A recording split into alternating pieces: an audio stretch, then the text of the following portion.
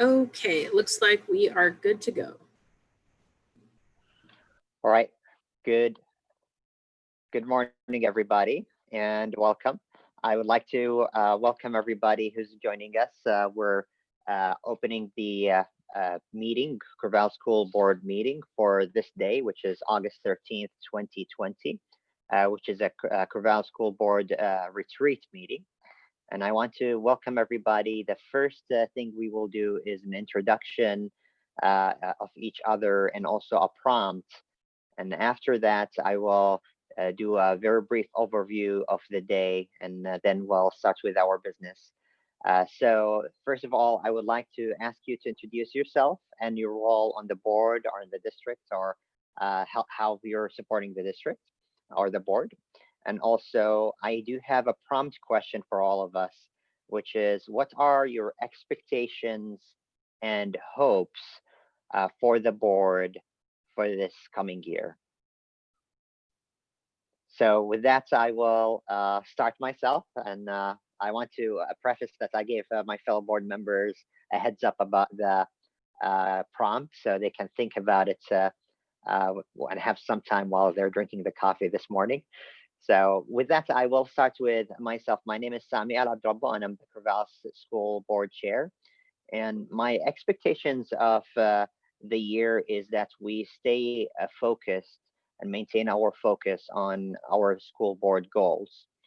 We do have goals that we thought of as applicable in the time of stable operations. And now as we transition to challenging times, I believe the expectation that I should have for the board and for myself is to stay focused on them. In terms of student achievements, our students should continue to achieve and attain knowledge and skills. In terms of health and wellness, we want them to be mentally and physically healthy, and their staff receive the health and wellness support that they need.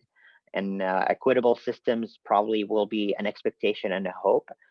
My expectation is we continue building and maintaining and transforming our equitable systems. And my hope, as we go through challenging times, we might need to rebuild and build new systems that adapt to the challenges of the day. And they should be equitable, but also based on racial justice and social justice for all from the beginning of building those systems, and so on. In terms of real world learning and delivering on our bond promise, we want to really maintain course on those expectations.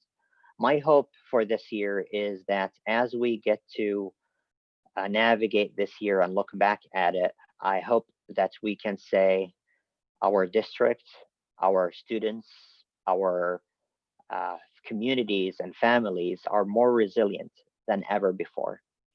And everybody's involvement in how public education is helping us to be ready for the future, an unknown future. We want to make sure public education is well equipped to do that. And I believe there are so many challenges, but at the same time, opportunities for public education to support us doing this work. And really, that's my hope for the board, to be able to empower that and support that. And I would like to say who wants to go next, but probably I'll go through my, yeah, let's go for board members first. Who wants to go next? Sarah. Yeah, I so second Sammy's desire to stay focused on our goals. I think in our evaluation last spring, we recognized that we want to really push our work on equity and racial justice. And I think that that's an especially critical thing to be thinking about right now, because as opportunity gaps become chasms, really focusing on equity and paying attention to the students and families who maybe have been overlooked is going to be critical to keep that chasm from becoming something that we can't overcome. And I think as we move into this year that's so uncertain, I don't think we always need to totally agree with each other, but I think we need to appear as, I think there's so much uncertainty that I feel like as a board, we need to appear stable. So even if we're not always agreeing exactly and totally in alignment with everything, I feel like the community needs sort of a solid, something that it can trust. And so I feel like that's being sort of steady at a time of uncertainty is something that I would like us to do. Because as we provide sort of a link between our constituents and our district, these constituents are, I think we all know, very anxious, and sort of giving the message that we're going to make it through is going to be really key over the next year. Thank you, Sarah. Who wants to go next?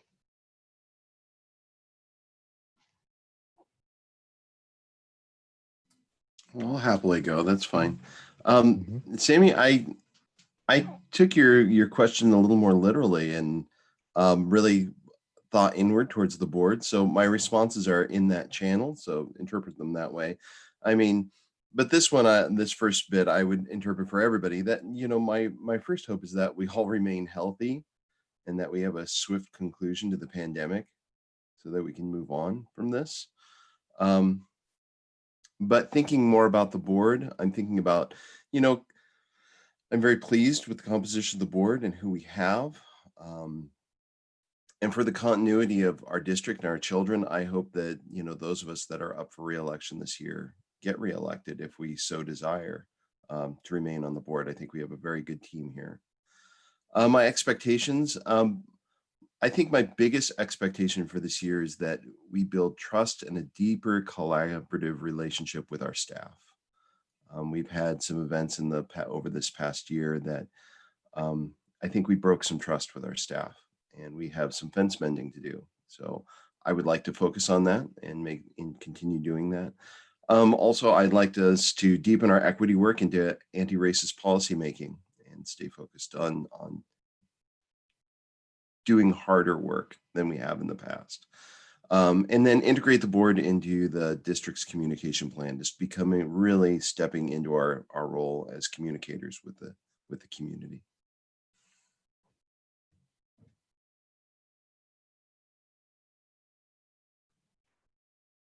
Jay?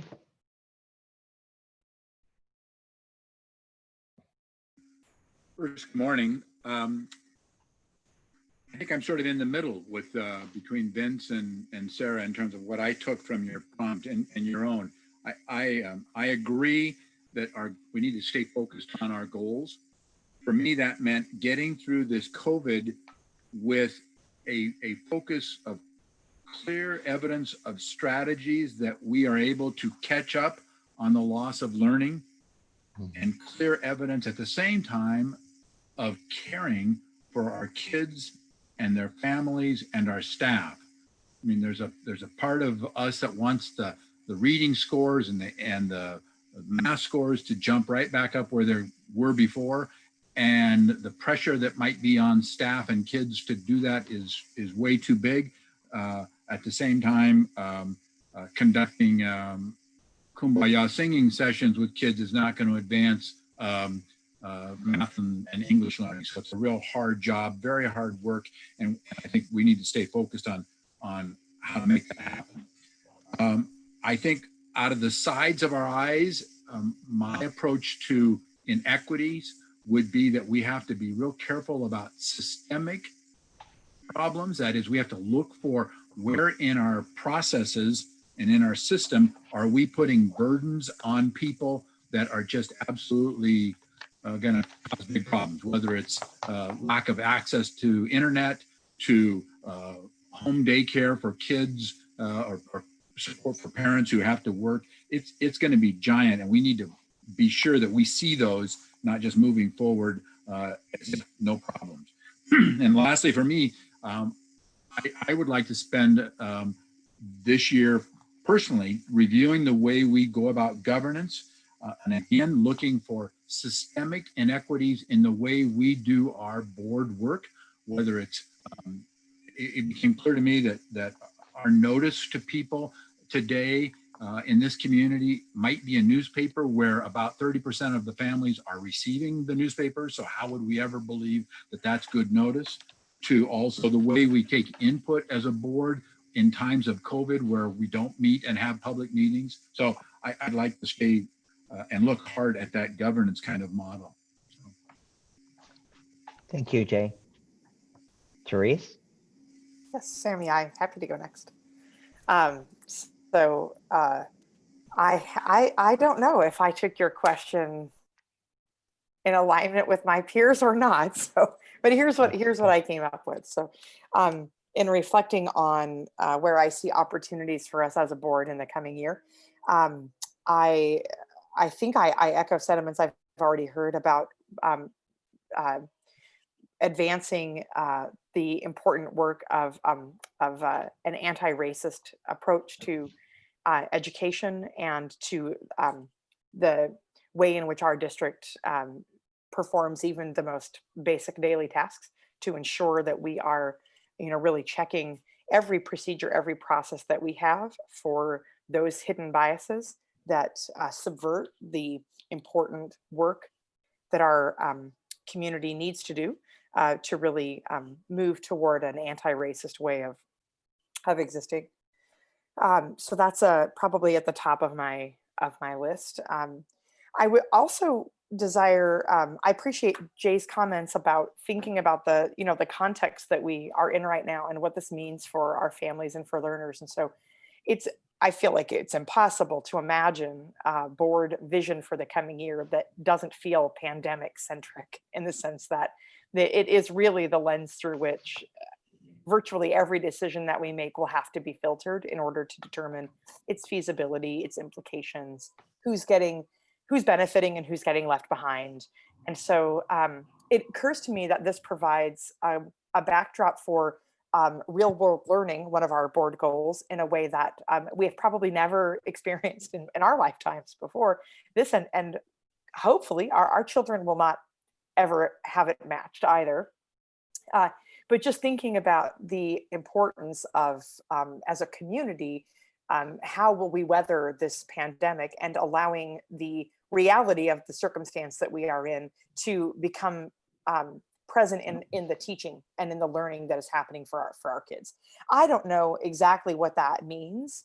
I don't think it means swapping out our algebra questions for X is equal to the number of vaccines, et cetera. But I do think that it does mean talking about why the skills that we are teaching in our schools are so important for how a community is able to be resilient in a time such as this. I think there's a lot of opportunity for that. And I am excited to work with our teaching and learning teams to think about how do we do that in a way that helps our children feel connected to the present moment in a way that gives them a sense of empowerment, where otherwise it could easily feel not empowering, and in fact quite reactive and not having any control.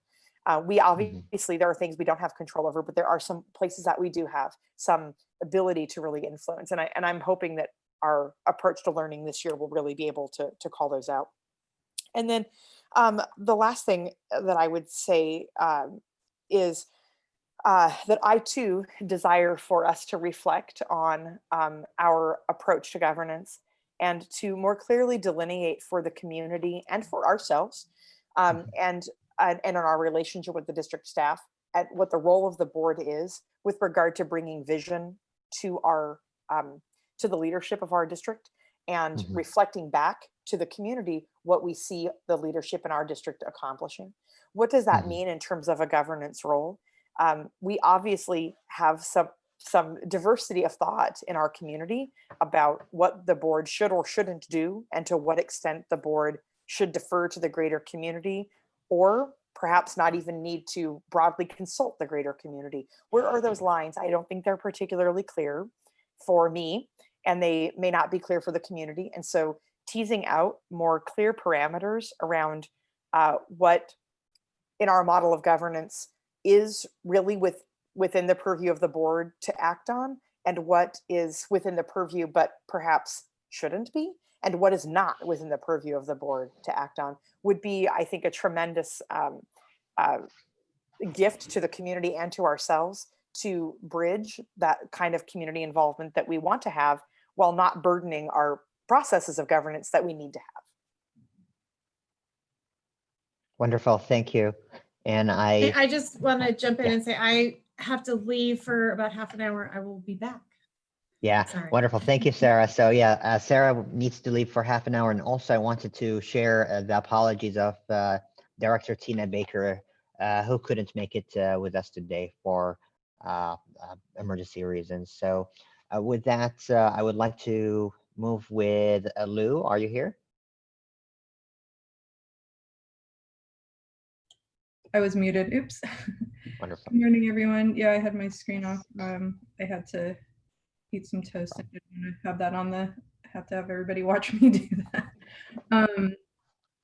Good morning, everyone. My name is Luke Whitebear. I she, her pronouns, and I'm really excited to be here. This is my first board retreat. And so when I was reflecting on the question, Sammy, that you brought up, I was thinking a lot about community engagement, which, as most of you know, is something that I really am hoping that we can work on, and in a way that is more open and more than just engagement for feedback on what could be perceived as hot topics.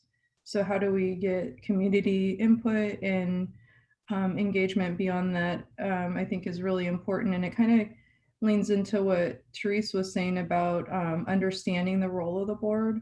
And so helping that be more clear for the community, I think is really important, and something I hope that we see this year. And also using this time that we're in right now to really think about system changes in general. Right now, there's a lot of moving parts, and seeing what we can learn and take forward beyond the pandemic.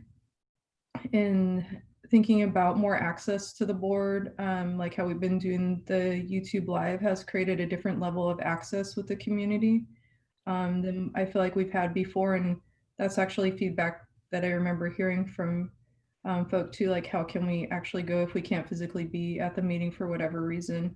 And so I think that's a good example of taking things that we're learning right now and thinking of ways to carry that forward beyond the pandemic, and also supporting the needs of students and families based on the needs of the most vulnerable and disadvantaged. So I know like we're seeing some huge inequities related to access and how students are going to be doing this year. And we're going into the year knowing that. I know Ryan has that on his mind too, as well as the rest of the staff. And just like, how do we think of systems changes within the district that can help support the learning outcomes for students, and also meeting those needs where it's not looking like they're being singled out, and helping people understand like that there are these inequities in access.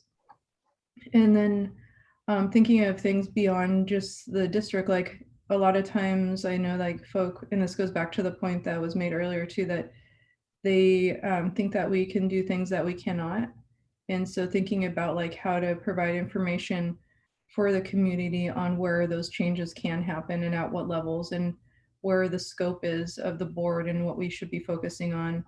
And then lastly, I would say that just ensuring that that commitment that the district made to anti-racist work stays in action mode and doesn't turn into a buzzword. And so I think that for me, that's one of the things that we really need to keep an eye on, is that easily happens with work, that it becomes like a word to describe the work instead of the action part of it. And so those are just the things that came up for me this morning. Thank you. So next, I would like to have the rest of staff and attendees to introduce themselves briefly. So your name and the role in the district. And Ryan, you want to go first? Sure.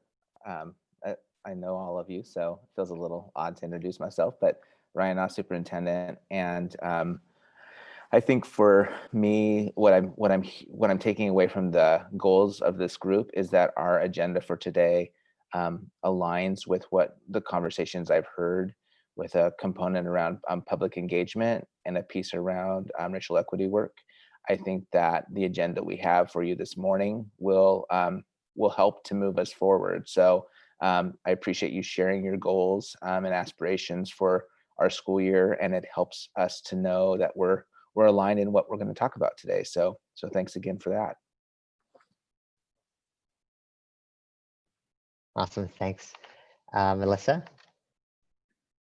Hi, everyone. Melissa Harder, Assistant Superintendent. And I thought a lot about the work that's been done. This is just my first year, finished my first year in this job, and the work that I've seen the board do.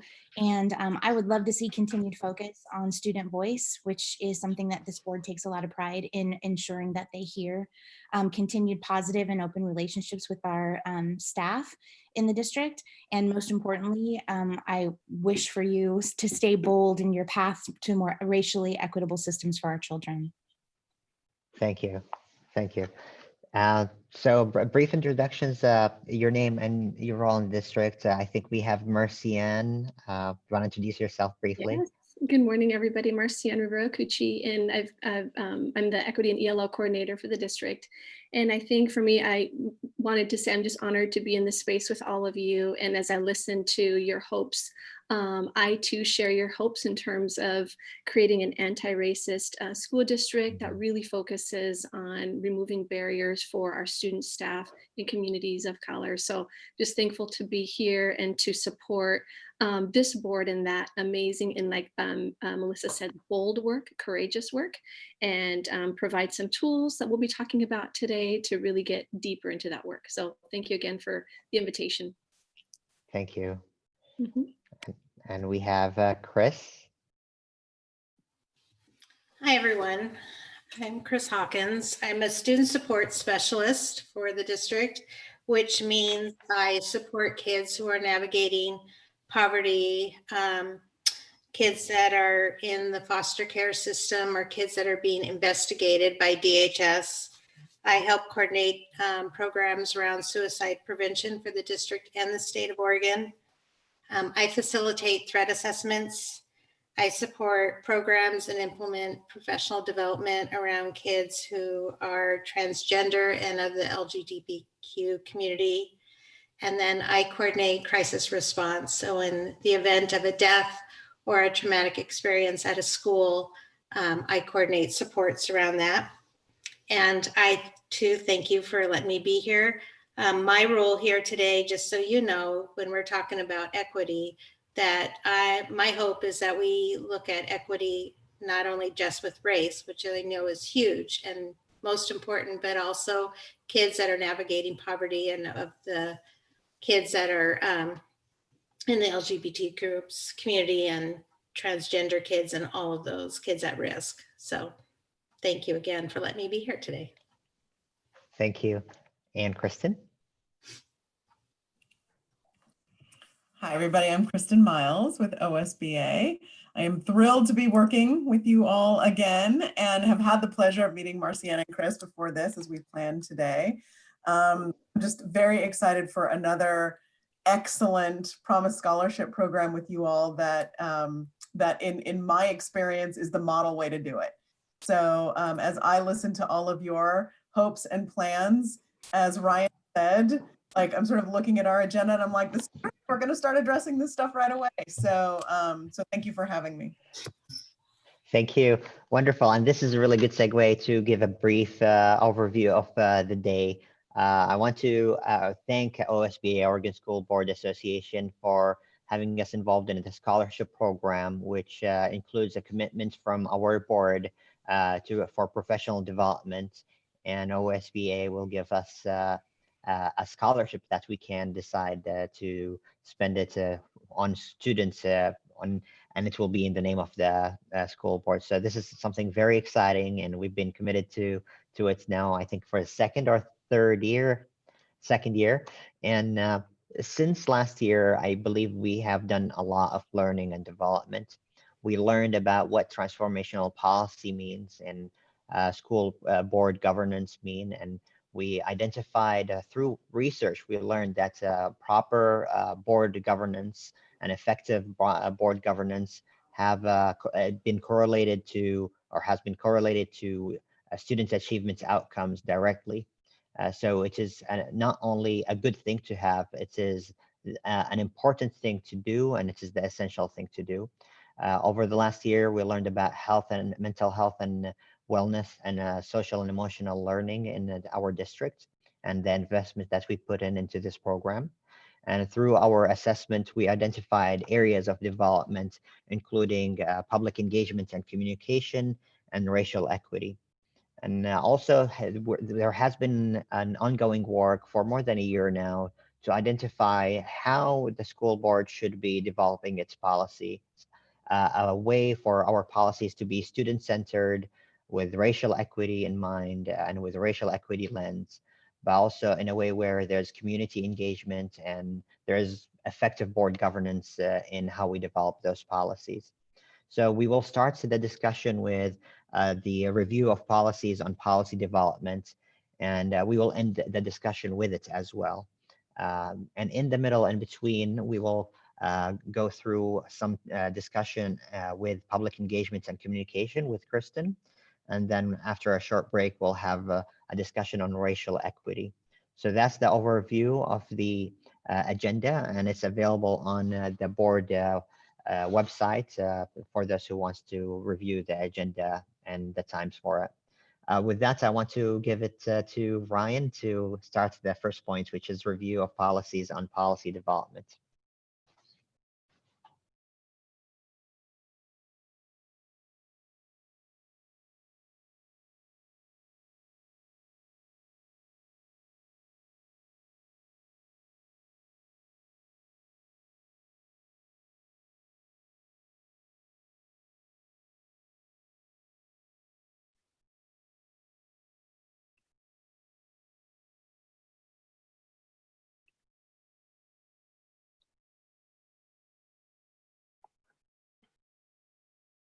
So I wanted to just take a couple of minutes and go through some reminders for us from the work that we've done over the last couple of years as we think about policy and policy development, which is a key role of the school board. And ideally, the way that the agenda is structured is just for us to spend a few minutes reviewing what we've heard and learned over the last couple of years. And then at the end, after we've had time to talk about community and public engagement, and we've also had the opportunity to think about our work around equity, that we come back to reviewing the policy we currently have that talks about policy development, and to start a conversation about, does that policy meet our needs, or are there ways that we need to change and modify it? This isn't a new conversation for us. It's a conversation that we've had for the last couple of years, really since we started working actually when we started working with Chalkboard, and we were involved in board development with the Medford School District. That's where these concepts sort of generated from, and it's been an ongoing conversation over the last couple of years. We've also seen some changes in developing of policy in the way that we work through policy development. And so I think it's a good thing for us to think about sort of as bookends today, as we start to think about and learn more around public engagement and around racial equity, and also as we think about how development of policy, which is the role of the board, has those considerations taken into account as policy is developed. So again, I just think it creates a kind of a good framework for us to be thinking about today as we review and move forward. So my goal is just to provide a little bit of some reminders for all of you, and then at the end to really look at our policy and ask some questions that I think we'll come back to in future work. So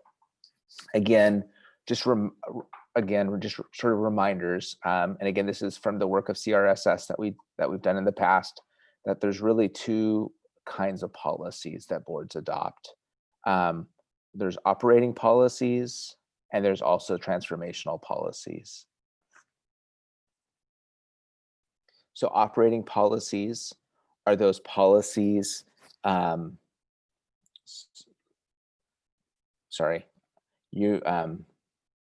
the screen and with all of your pictures, I don't know if you can see all of the text, so I'll just go ahead and cover that piece. So operating policies are intended to maintain the current system, and they also represent the majority of board policy. So can you provide a quick shout out? What are some policies that are operating policies that we have? Policy KL, complaint policy. Good job, Vince. How about one more? Policy Budget adoption. FF, renaming schools. I don't know that it's operating. Yeah, that might be transformational. Go ahead, Jay. How about budget adoption process? Budget adoption process. That's right. So those things that we have in place, oftentimes they are buttressed by law and OARs and supported in those formats. And after every legislative session, we have a number of policies that come back to us with revisions based on changes at the legislative level. And oftentimes, most often, those are those operating policies that we use to structure our work.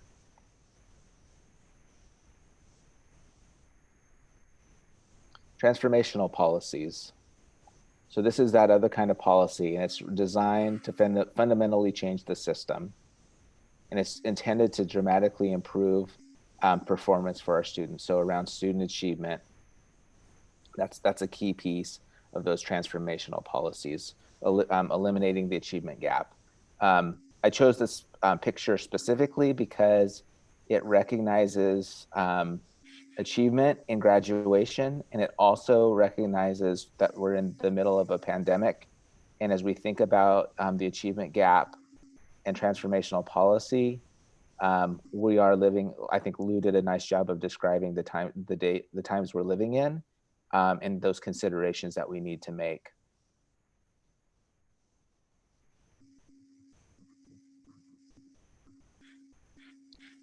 And then transformational governance. So boards typically have at least a few policies that are designed to make changes in the system. So this again goes back to those transformational policies. Again, I chose this picture because it represents our new restroom design at Sheldon Middle School. I'm with Sarah and with Sammy. And this was our policy in support of our transgender, gender nonconforming students, highlighted the need for us to think about the structures and systems and physical spaces that we have in our schools, and those considerations. So I think this is a good example of that in practice.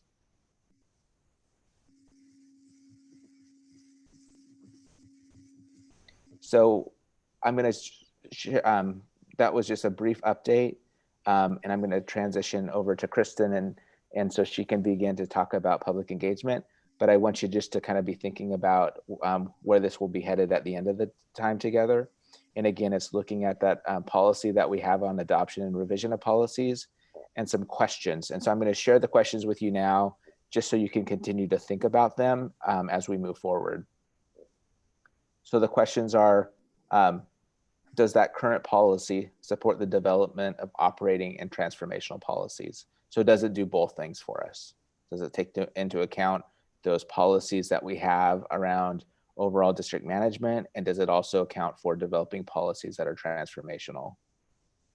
Does it account for public engagement? Does the current policy explain the role of the school board? That's a question I've also heard you say a couple times this morning. Does the public understand our role? Does the current policy outline the pathway to policy development? Does it help us to understand if there needs to be a new policy, or if I feel like there needs to be input on a policy as a constituent, as a staff member, as a board member? Do I know how the pathway to getting policy developed? And does the current policy account for equity?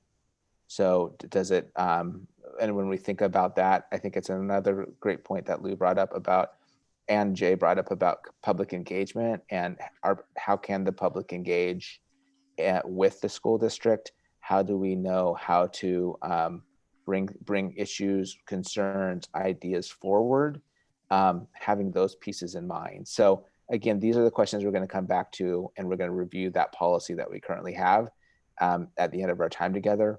But I just wanted to have a kind of a brief snapshot of where I think we're headed with that. And with that, I'm going to move out of sharing your screen and turn it over to Kristen. Thank you.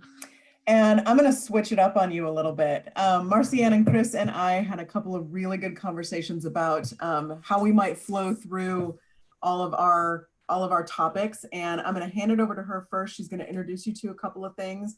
Then we'll talk about public engagement. So I'm going to hand it over to Marcianne. Oh, thank you, Kristen. Thank you so much, everybody. And I think before we begin, I know that when we I remember receiving the invite to participate in the board retreat, and we were going to have all day, and we were going to be sort of in person. And so I realized that being in this virtual space, we don't have the luxury of seeing each other's nonverbal cues and seeing each other's eyes. I mean, we do, but it's just a little different. But I also need to recognize that no matter where we are, even if it's in a virtual space, that we are on the traditional homeland. And so I wanted to read a statement, and I reached out to Director White Bear to say a few words, but I wanted to read a statement before we begin. We are situated within the traditional homelands of Mary's River or Apinufu Band of Kalapuya. Following the Willamette Valley Treaty of 1855, Kalapuya-Exeter Treaty, Kalapuya people were forcibly removed to reservations in Western Oregon. Today, living descendants of these people are part of the Confederated Tribes of the Grand Ronde Community of Oregon. So I think it's important to situate ourselves in that space first. Director White Bear. Thanks, Marcianne. And as we continue to recognize the traditional lands of the Kalapuya that we reside on, it's always important to remember that's not a past tense, that's a present tense. And that the two tribes that the Kalapuya people were removed to, the Grand Ronde and Siletz tribes, are both actively engaged with the community in multiple different ways. They have tribal members that live here and attend our schools. They work in the community, they're community members, and they also contribute to the success of the community through some of their grant programs and through their volunteer time to help educate the community on the histories of the land as well as the current day lived experiences of their members. And so to recognize their sovereignty as a tribal nation and remember that there is that relationship with them, it's always important to remember them not in the past, but as active members of the present as well. So thanks. Thank you, Director White Bear. Really appreciate that. Kristen, so just for me to clarify, I know that when we spoke earlier, we talked about time. And so the work that we're about to do could literally take us 6 hours, but we're going to condense it into a smaller chunk, right? And so I just wanted to ask you in terms of my time and in terms of, I know that you wanted a break. I think that's what I heard. Yeah, how often do we want breaks? We want I heard something like a 10-minute break every hour. Is that what is your agreement as board? We didn't have an agreement, but on the agenda, we had a 10 minutes break in the middle of the meeting, but I would like to ask the board members if you have any thoughts, if that looks good, or if you think we should have 10 minutes every hour. Any thoughts one way or the other? So how about, I'll leave it for you to feel the room and decide on the break as you see fit. Okay, sounds good. Awesome. So Kristen, I'll go ahead and jump into my chunk and then I'll hand it back over to you. So again, I just want to thank everybody for this time. I feel completely honored to be here with you.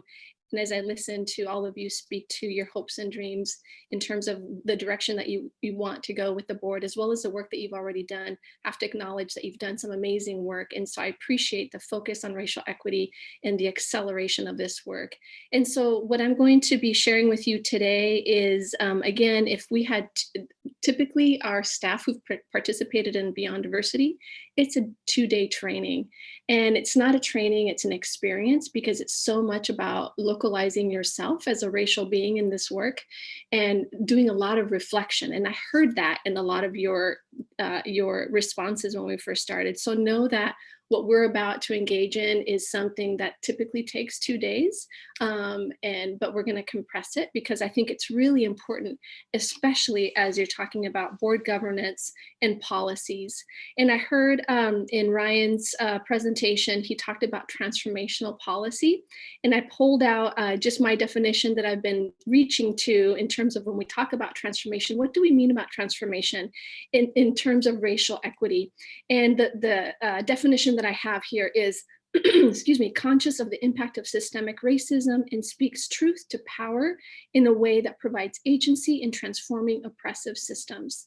So what we're about to engage in is a tool that our system has used, excuse me, since 2013 when we accelerated our work in racial equity.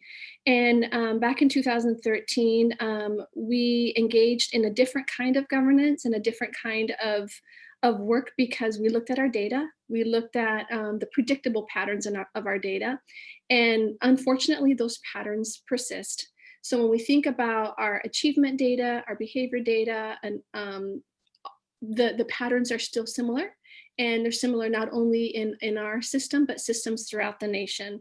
So the tool that I'm going to be sharing with you today is a foundational tool in that it gives us a space to be able to have courageous conversations about race. And this tool is one that can be used when we're having courageous conversations around gender identity. It can be used when we're talking about students navigating poverty or homelessness, but it's a tool that really grounds us in our racial equity work. So I will be walking you through that tool, and know that for some of you, this may be new. For some of you, this might be something that you've never seen before. And for some of you, it might provide more insight into your racial equity development as board members. So I'm hoping that Lindsay wouldn't mind sharing the screen. We have a PowerPoint for you. Thank goodness for PowerPoints. Okay. Can you all see the PowerPoint? Yes? Okay, good. Lindsay, can you switch to the next slide? So this, hopefully you can all see that. This quote just really resonated with me, and I wanted to share it with all of you today because in the years that I have done this work, 2 things I know for sure, and the things that have come up for me in working with staff and students and communities, is that self-discovery is key to this work as well, because it requires a heightened level of listening, right? Listening to understand and not to respond. And so this quote from Margaret Wheatley is just a beautiful, beautiful testimony of that. And I'm hoping that somebody wouldn't mind being brave enough to unmute and read it out loud for us. Glad to do it, Marcy-Ann. Thank you, Vincent. Human conversation is the most ancient and easiest way to cultivate the conditions for change, personal change, community and organizational change. If we can sit together and talk about what is important to us, we begin to come alive. We share what we see, what we feel, and we listen to what others see and feel. Margaret Wheatley. Thank you. We share what we see, what we feel, and we listen.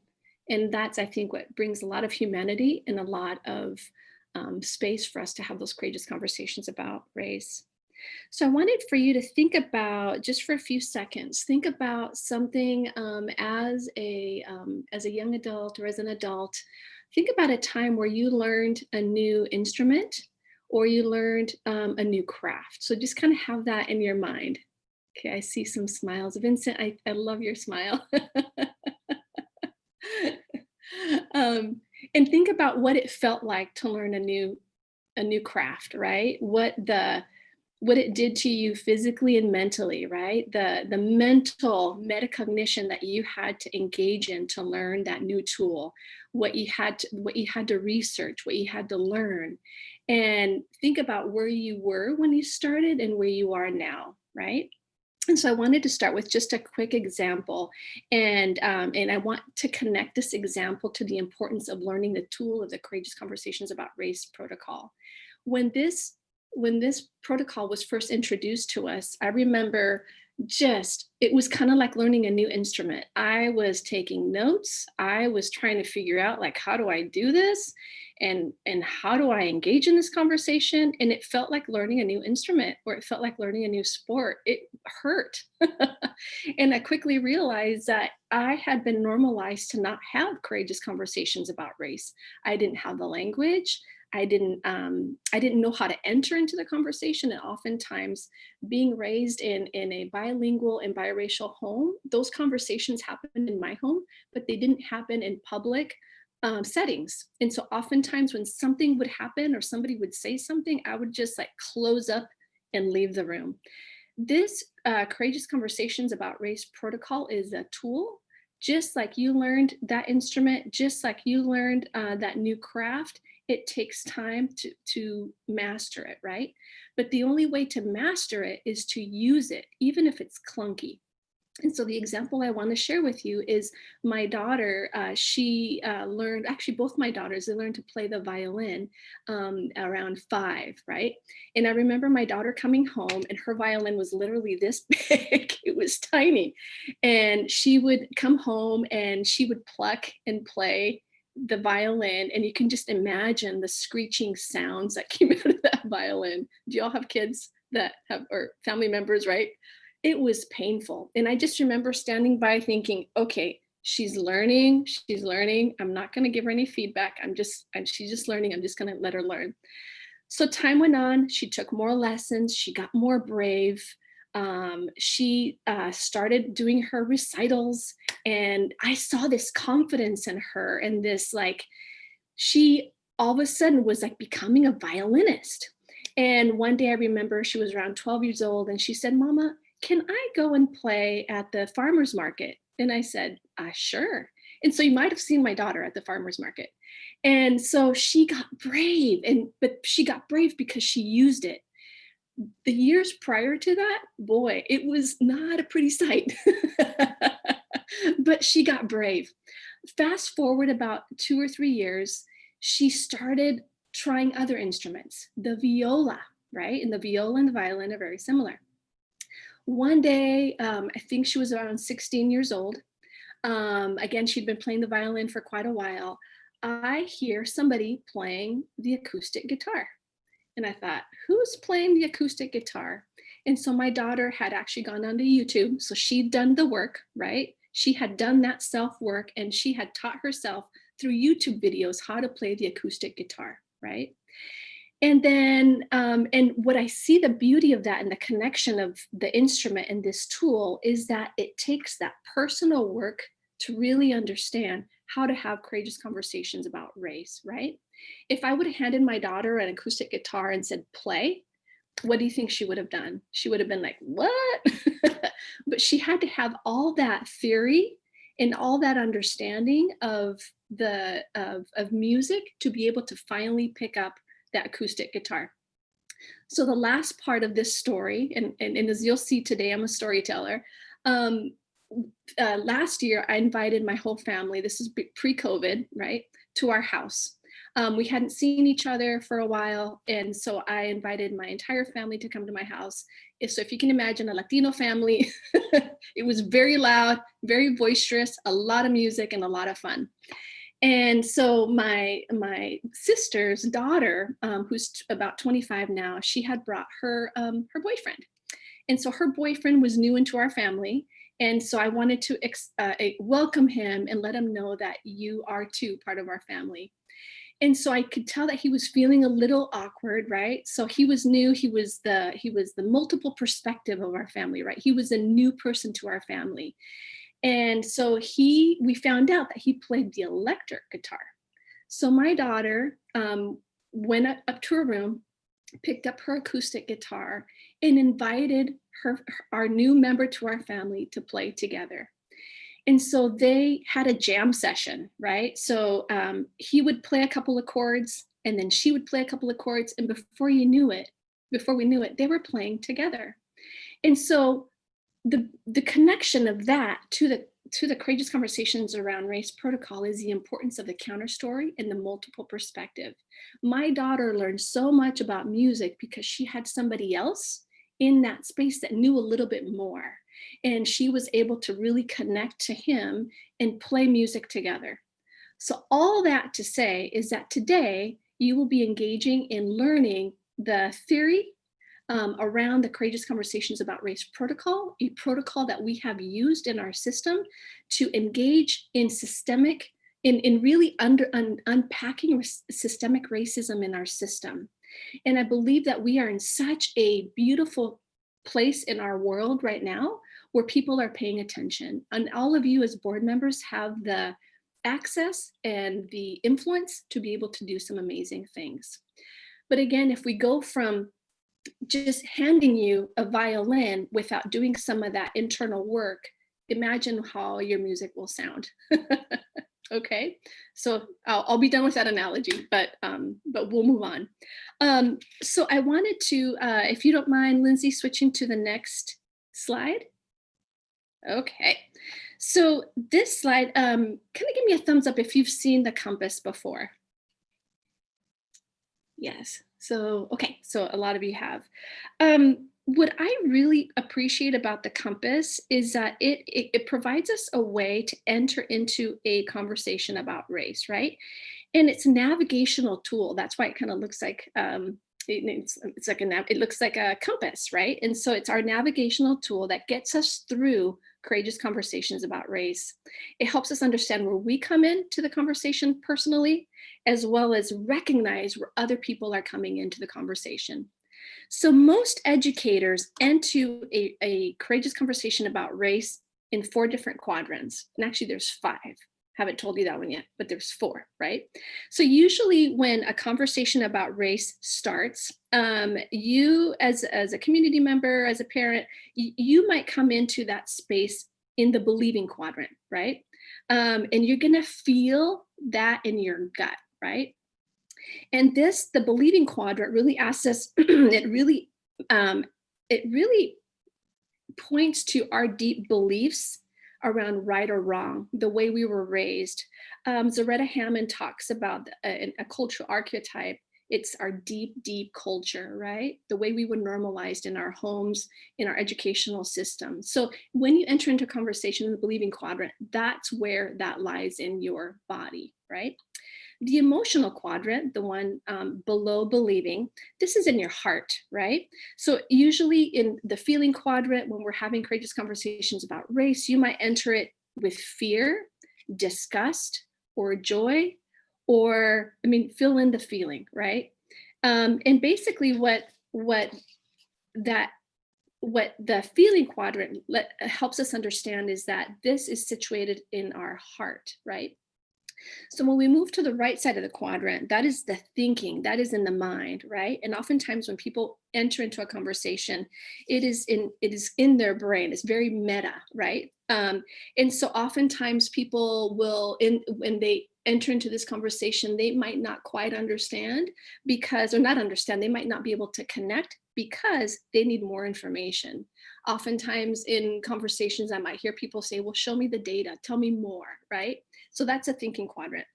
The last one is the acting quadrant. When people enter into courageous conversations about race, this is about hands and feet. These are the folks that just want to get things done right away.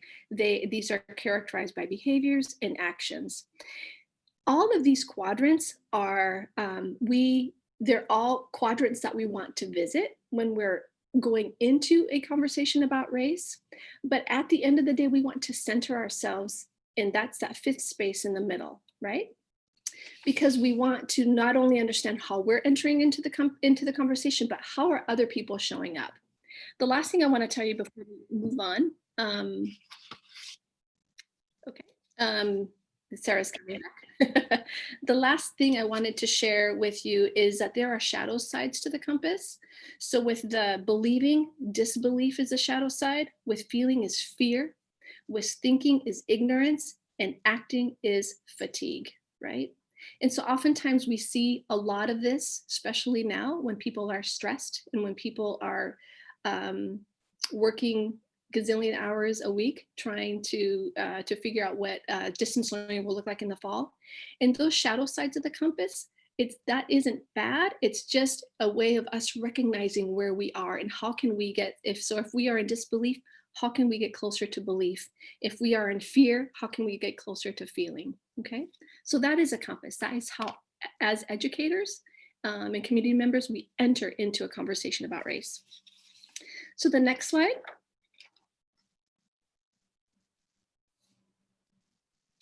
Okay, thank you. So the 4 agreements, this is how we have a conversation, right? And the 4 agreements: stay engaged, speak your truth, experience discomfort, accept and expect non-closure. This is the container for the conversation.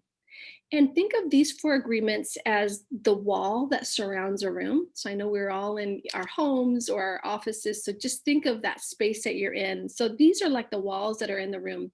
And each one of these agreements represents one side of the wall. So think about if one of those walls weren't there, the room would lose its integrity, right? It would just topple over. But also that's true for the 4 agreements. It's one of those agreements isn't there, the conversation loses its integrity, right? So when we think about staying engaged, think about if you're currently teaching, or think about your nieces and nephews and your students. Staying engaged, we pretty much know when a student is engaged, right? But we also know that sometimes some students can be strategically compliant, or they can also be authentically engaged, right? When I was teaching, I remember I had some students in my class that looked like they were engaged because they were looking at me, they had a pencil and they were taking notes. But then I would ask them, student, what, can you summarize what I just said? And they were like, what? And then as opposed to a student who's a doodler, right? My daughter is a doodler, and she could literally be listening to somebody and could be asked what was just said, and she would recite everything that was said. So part of staying engaged just asks us, how are we staying engaged, and can we stay engaged in the conversation about race with our soul, our heart, and our mind? And if you're doodling, that's okay. Okay. Speak your truth. This one, they're all important, but this one is the one that resonates with me the most, because your voice is valued in this space, and it's also valid. Okay. Experience discomfort. This is the natural part of a courageous conversation about race. I know that there's been a lot of conversations, not only within this group, but also within our community and within our nation in the last while. And I know that you probably felt a sense of discomfort, and that's a natural part of this process. Feeling discomfort in this work is actually a good thing. Because it builds our muscle, it builds our equity muscle. And think about when you were learning that new craft, just kind of sticking through it was very important. And to also recognize that we have been normalized as a society to not experience discomfort. How many times have we been in conversations where it gets a little, ooh, and then the subject is changed, right? So what we want to do with this protocol is push through anyway. And then lastly is accept and expect non-closure. These conversations sometimes don't have a bookend, right?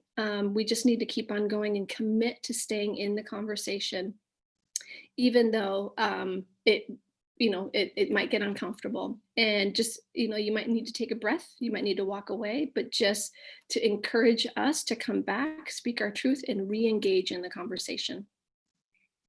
So I want you, before we move on, just take a 30 seconds or so and either think or write which agreement will come most easily for you today, and which agreement might challenge you. So just take a second to write those down, and give me a thumbs up when you've done that.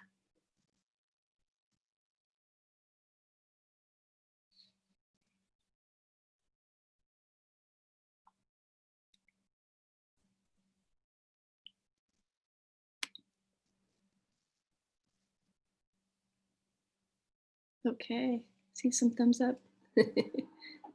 Okay, thank you. So my challenge for you today is to think about the one that might challenge you the most and practice that one, okay? Because that's going to build your racial equity muscle today. All right. If we can move to the next slide. Okay. As we said earlier, so much of this work is so much about doing that internal. It's like looking in the mirror. It's around looking internally to understand how, as racial beings, race and racism impacts us all. So I wanted to share this video with you. I know some of us have already seen it. I've probably seen it 50 times, and every time I see it, it just, raises the hair on my arms, just because it's so true to me, and it's so true to our community and our students. So I just want you to take a step back, not back, just relax, and please just take a few minutes to watch this video, and then we will re-engage after the video's over.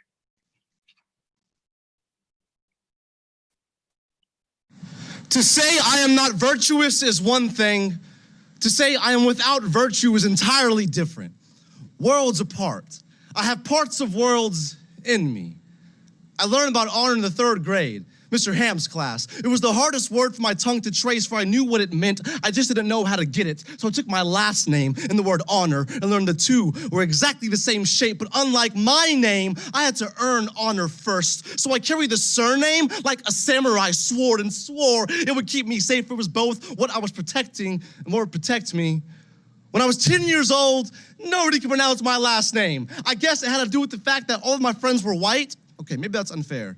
No, actually, it's because all of my friends were white. So at 10 years old, I stopped caring what my name sounded like. It became white noise and white mouths, and I was too afraid to be too brown in front of them. So I drowned out the voices, watched my honor stumble and be slain. Every time someone dropped my name on its head, I told myself it was funny, forced a laugh so loud it could cloud the culture I did not want to consume me. Haha, yes. My last name is very Mexican. Yes, it is all over the Taco Cabana bathrooms. No, it doesn't mean bathroom. You can just say Caballero if it's easier. But what I didn't realize is I wasn't just shaving my name to whatever shape these strangers' tongues preferred. I was ripping my grandfather's calloused hands apart when he gave this name to my father to give to his son's pops. I apologize for all the times I did not think twice, for all the times I refused to speak up, for all the times I did not protect what Grandpa gave to you to give to me. Daddy, I am so sorry for being so selfish.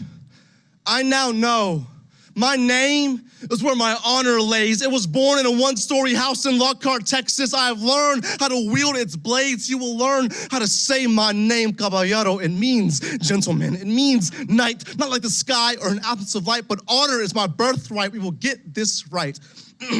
In Spanish, the double L makes a yeah sound. The ER makes a the sound. Caballero, when you say my name, let it scrape across your tongue like you were paving an ancient highway to take you somewhere you've never been. I'll take you all somewhere you've never been. I like my name. It's cute. I like being cute. But if you say Caballo, Cabrillo, Cabrero, that shit is not cute. When you say my name, let it hang in your throat like a cloud of smoke on a rainy day, rising from the flames I set when I set myself on fire inside of your cheek, hoping to leave a spark in your teeth. So the next time we speak, you feel my name sting like it's something you don't ever want to forget.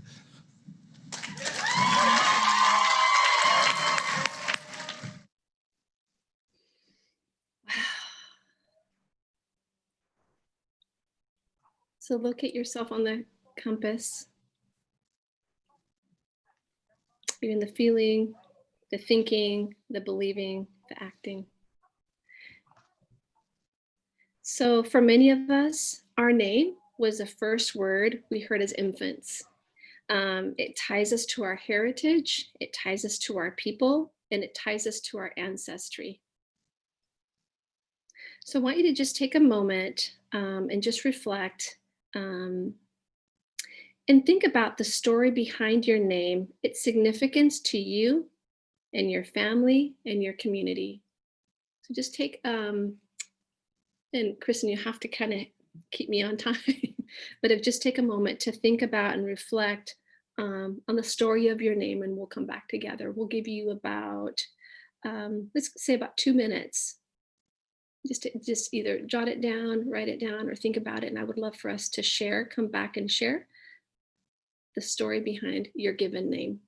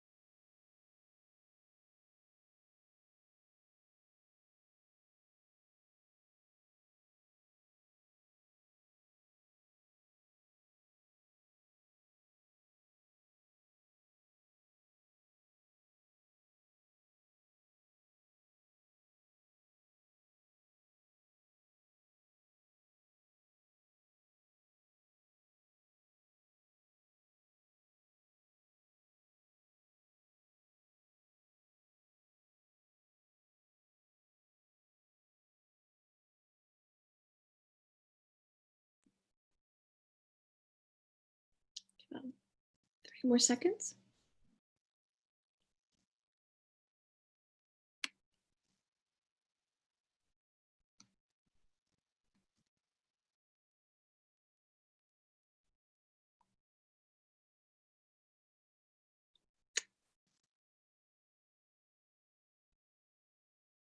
Okay.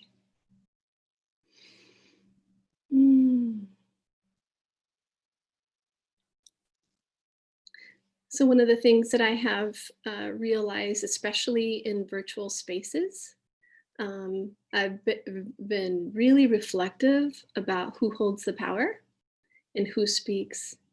And so I think as we speak, it's important to also ensure that we elevate the voices and perspectives of our board members of color first. So if you're willing and able, using Sammy's words, please, if you're willing to share out, please do so on mic. And if you could just share with us for 1 or 2 minutes each, that would be, we'd be honored to hear the origin of your given name. I'll go next if you want to go first, Lou. Okay, I was doing the virtual stare down thing because your mic was already unmuted. Okay, my name's Lupui Whitebear, and I wrote like a mini poem. I write poetry, so I love this, and have a name that is challenging for most folk to pronounce. So I just wrote a poetry response, and I said, "My name is the resurgence of my people, words spoken, once outlawed, the shedding of colonization.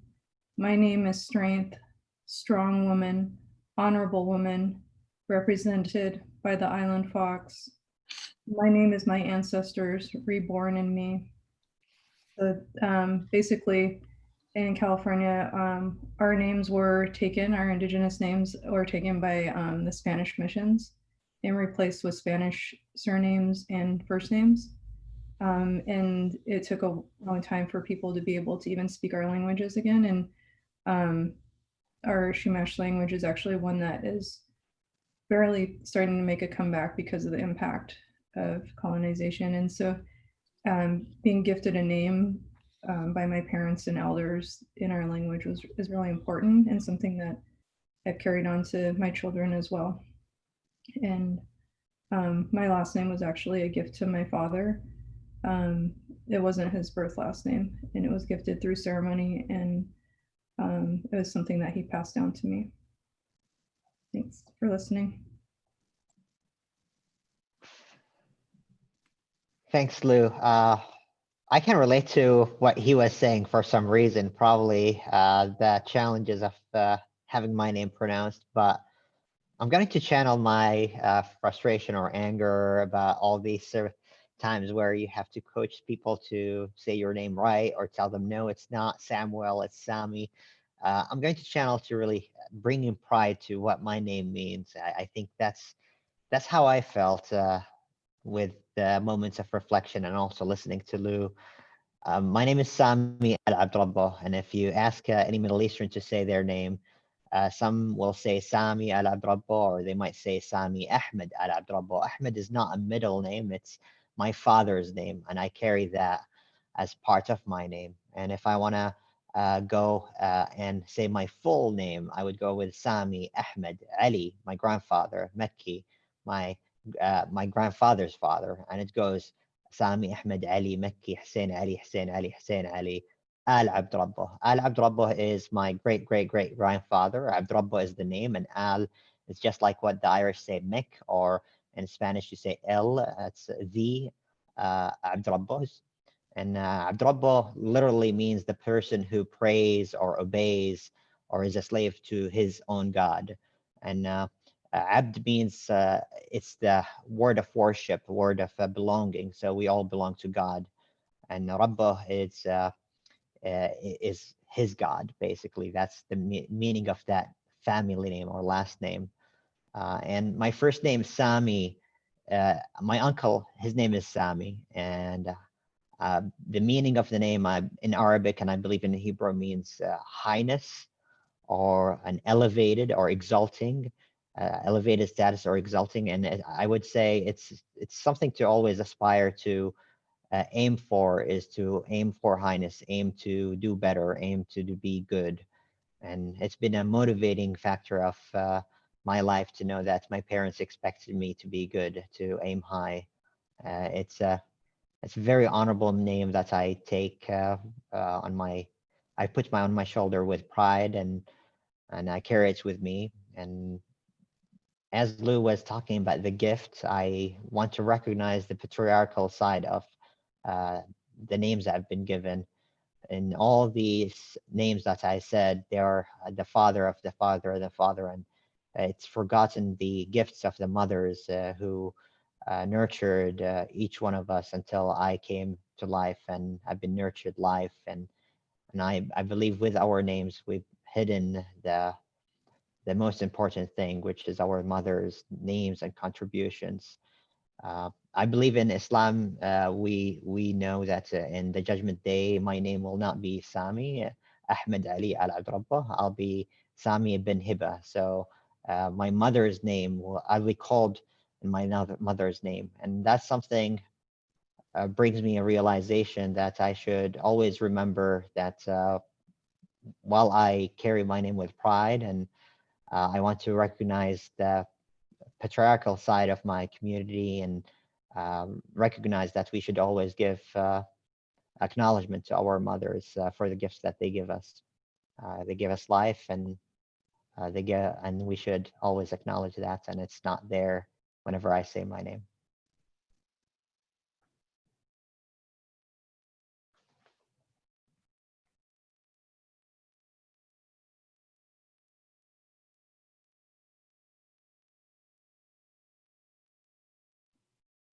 I'm sorry, one more thing. And if you want to say my last name, just try to say it, because if you say it, you'll get it right. Thank you, Sami. However your name. Jay, Sarah, Melissa, somebody? Yeah, so my name is Sarah Adine Finger McDonald. Sarah was my great-grandmother, and Adine is my grandmother. And I always loved that I had the maternal line in my first name and my middle name, and my father's name and my last name. And then I continued that with my daughter, who's Adine Mary. So she's named after her great-grandmother and her grandmother. And I hope someday she comes to appreciate the that line and continues that. My son also his middle name is my father's name. So I told my husband when we got married that they could have his last name, but there are other names that come from my family. And so they do. And then Finger is an interesting name to grow up with because there are lots of jokes that come from Finger. But it's also, we know the story of my father's family who were from the Alsace, which is now part of France, but is passed back and forth depending on who won the last war, and came to South Texas with the promise of land. And what the immigrants were being brought to do at that point was to set up little towns that were buffers, because the Native Americans whose land had been taken were attacking San Antonio. And so they built these little towns of immigrants around San Antonio to provide a buffer for those attacks. So that's how my fingers ended up in the United States. So that's my name.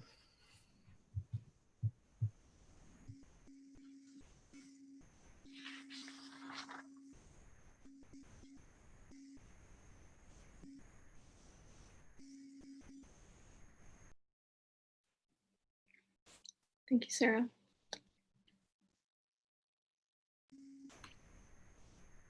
I'm happy to jump unless someone else is ready to go. Can you hear me? Great. So my birth name is James Britton Conroy Jr. I've never gone by the name of Jim or James. I was immediately nicknamed, I love the word nickname, Jay. I love the sharing so far in that Britton is a piece of my great grandmother on my grandmother's side. His name was Britton Barrett. So my parents clearly were trying to bring family in. And then obviously as a junior, I was the person, quote, following my father. Ironically, I'm a middle son. So my older brother, who typically might be a junior, he was named Carl after my mother's uncle who passed away from polio. And so all of that starts to mix into how do you get your names? But what I reflected on as you asked us to do this was, well, what impact or where does that take us? Because some of you know, I became an attorney early on, and no one ever is called just Jay Conroy attorney. You had to have something, at least in my mind, it had to be something fancy. So, or some more prestigious. So I became J. Britton Conroy. And of course, that sounded like, God, that must be somebody, a lawyer. And frankly, that was on my masthead and on my sign outside my brick office building. And at some point I grew up and then said, I'm Jay. And when I became a teacher, 10 years after lawyer, I became so much Jay that at age 37, I said to my seniors at Crescent Valley, oh, you don't have to call me Mr. because no one in my 10 years of lawyering called me Mr. They always call me Jay. Okay, so the long story shorter is that caused a whole lot of problems and how names matter. I can remember Mr. Nathman walking down the hall, good math teacher, saying, Jay, you got to stop that because it may be cool and you may think that kids like you for it, but then when they come to our class and we're trying to hold respect, asking them to say Mr. Really is difficult. And what that taught me in the education world was it is a team game. That is, staff work together, not to be cooler than another staff, but to be part of a team that helps kids get together and learn.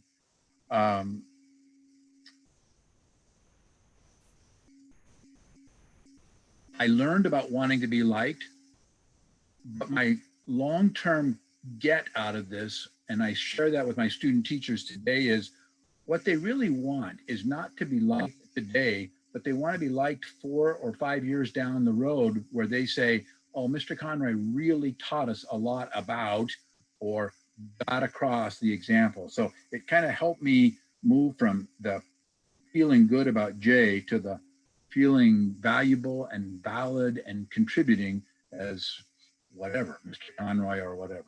So thanks for asking the question. It's nice to sit and reflect.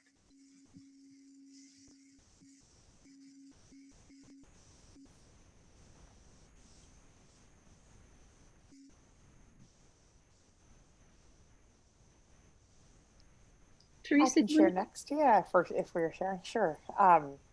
So it's kind of funny. I have loved hearing from each of you. And as a teacher, one of the things that I have always tried to reinforce with my students is that, and to encourage in my classroom, is that one, you are in charge of what you want to be called, as long as it is not going to create a problem, a safety issue in our classroom. You're in charge of what you want to be called.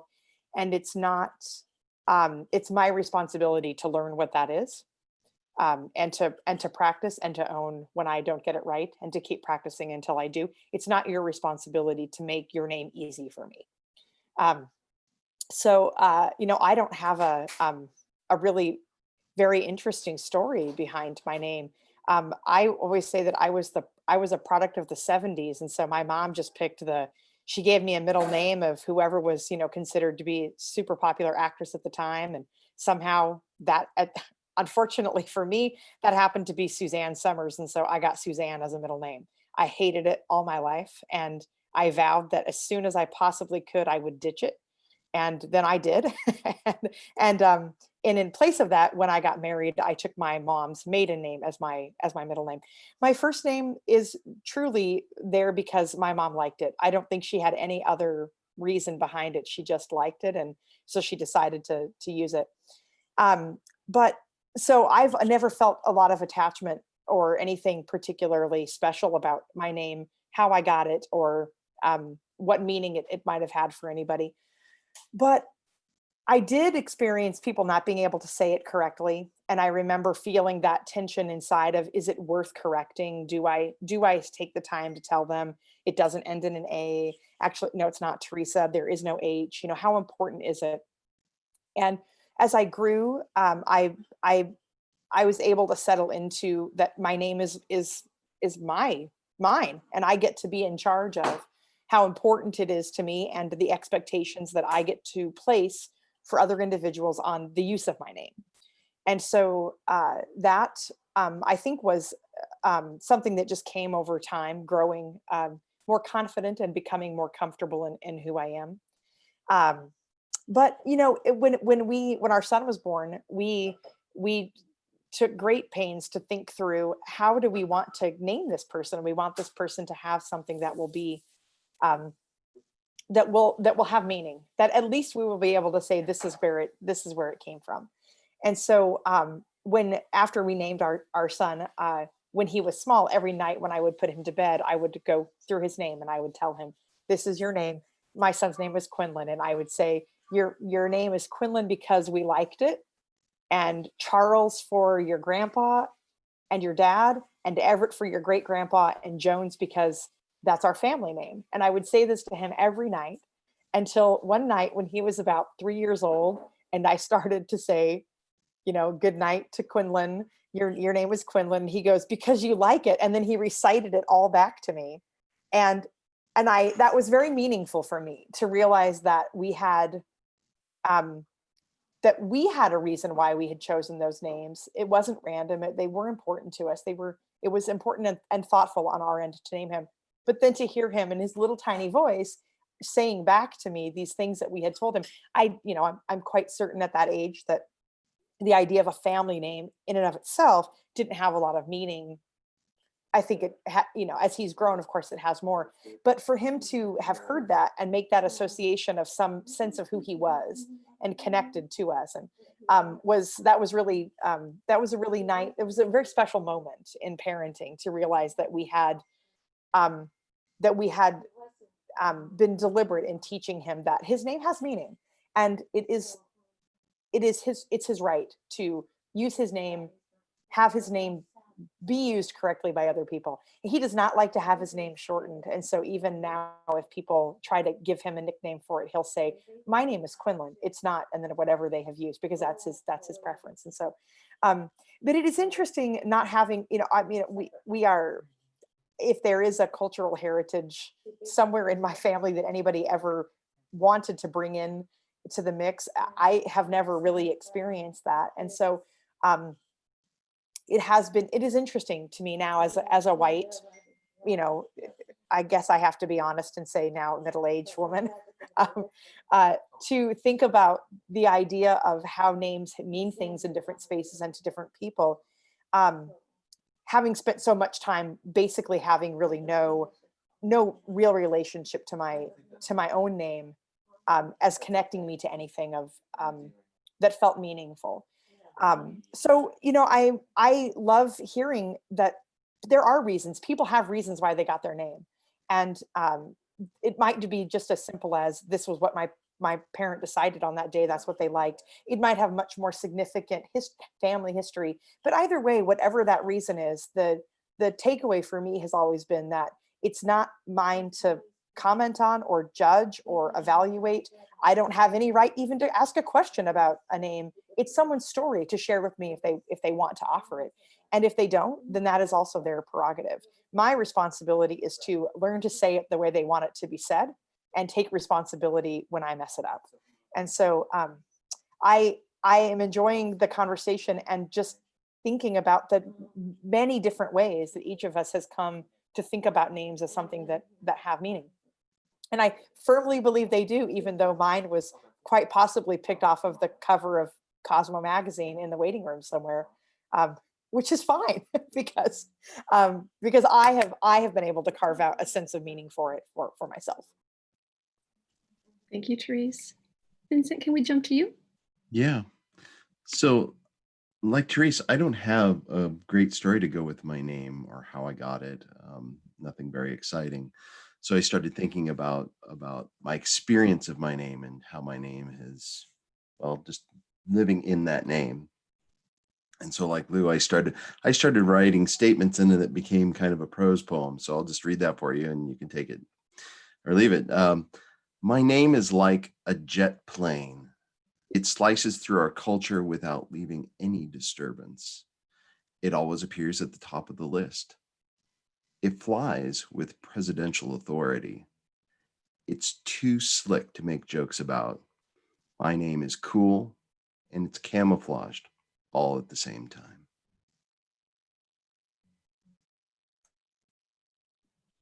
Thank you, Vincent. Ryan? Sure. So my dad's name is Ron and my mom's name is Nelda. And so they had a name for me if I was a girl, which was Rhonda, which is the combo of those two. But I ended up as a boy, and so I'm Ryan. But my middle name's Thomas, and Thomas is also my son Garrett's middle name because it represents my mom's side, my mom's family. My mom had one brother, and he didn't have kids and passed away, and so I appreciate the Thomas middle name for both Garrett and I because it represents the continuation of that lineage. So that's how my name came to be. And one of the things I've had a chance to watch this video a number of times, and every time it gives me goosebumps just because of the power in the voice, but it has led us as a district to a number of conversations about our students and how they feel when they come into classrooms and other settings, and when we can pronounce their name and when we can't pronounce their name, and how those two things interact amongst teachers, amongst staff. Last year, I noticed it often when I went to athletic events because there's an announcer and oftentimes they don't get it right. And so I reached out to OSAA to change the way that students are listed on for athletic events and having a place for pronunciation as well, so we can do a better job. And I often saw that when you're in athletic events, when you go to an away game, you're already feeling a little bit compromised because you're in somebody else's space. And then when names aren't pronounced correctly, I think it magnifies that. So what this has been for me, and going back to the compass, is it really often puts me in the acting quadrant, and it makes me think about, so thinking a little bit, but also acting, how do we make sure that students, when they show up, are represented by their names? All of you shared a story about your name and how it came to be. And I think that that's powerful as we think about connection with our students and our staff and in our community. So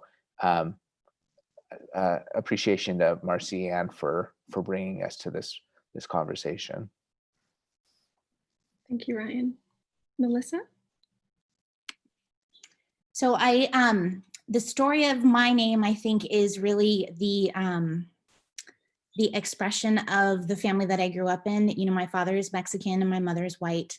And my name at birth was Melissa Dawn Celaya. So it was, again, that feeling of not white enough, not brown enough, but somewhere kind of in the middle. And it really reflected, I think, my father, his attempt to be white, because that was what allowed him to progress in society.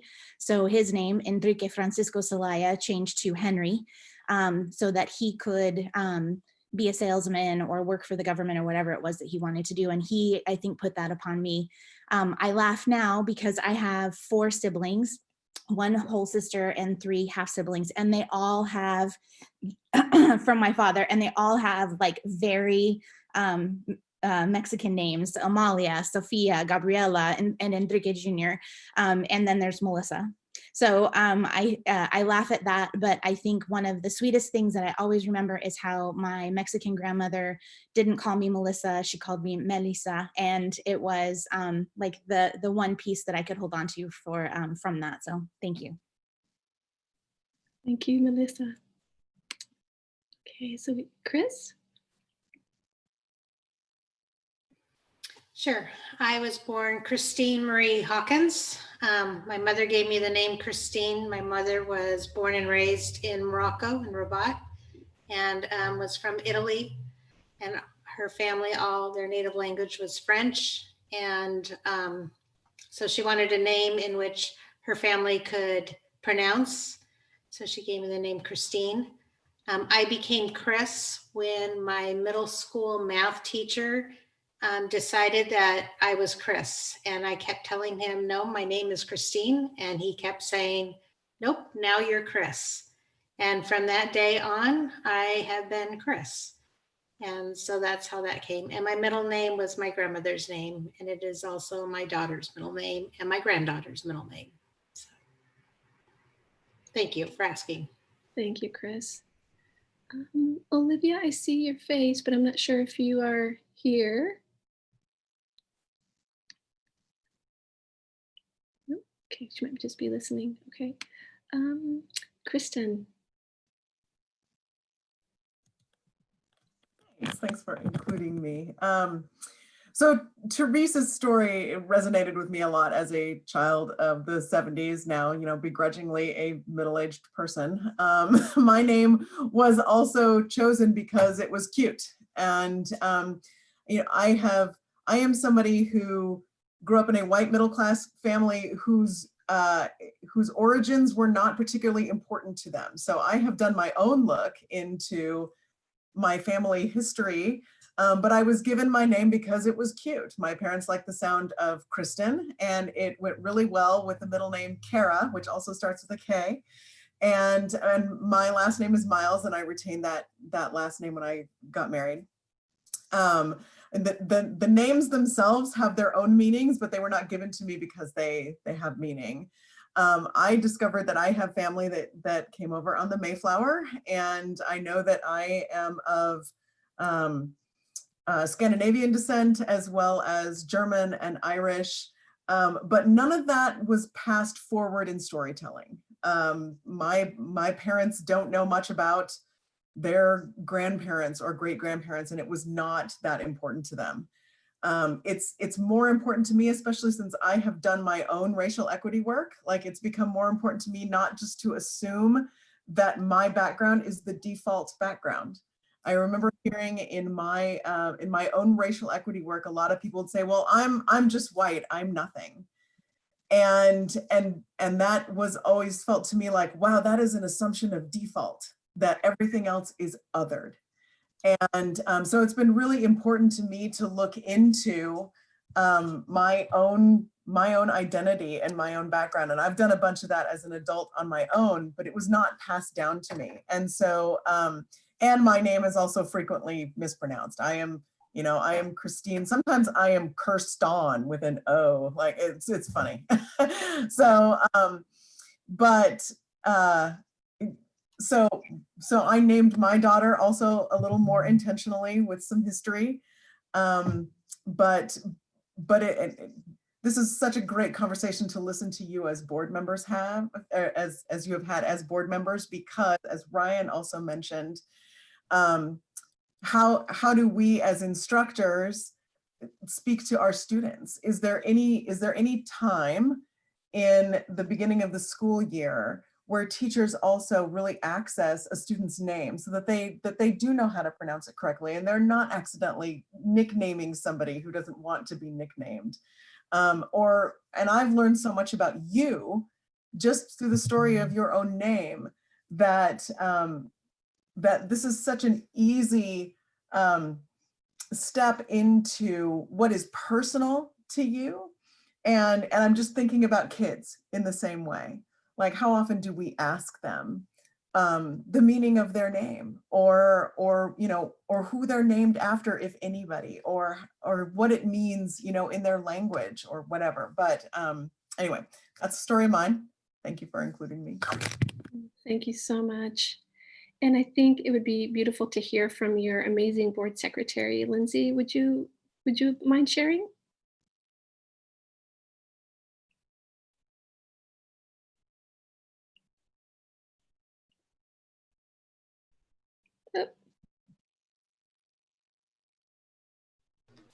Sorry, I was trying to find the controls to turn the thing back on because it hooves.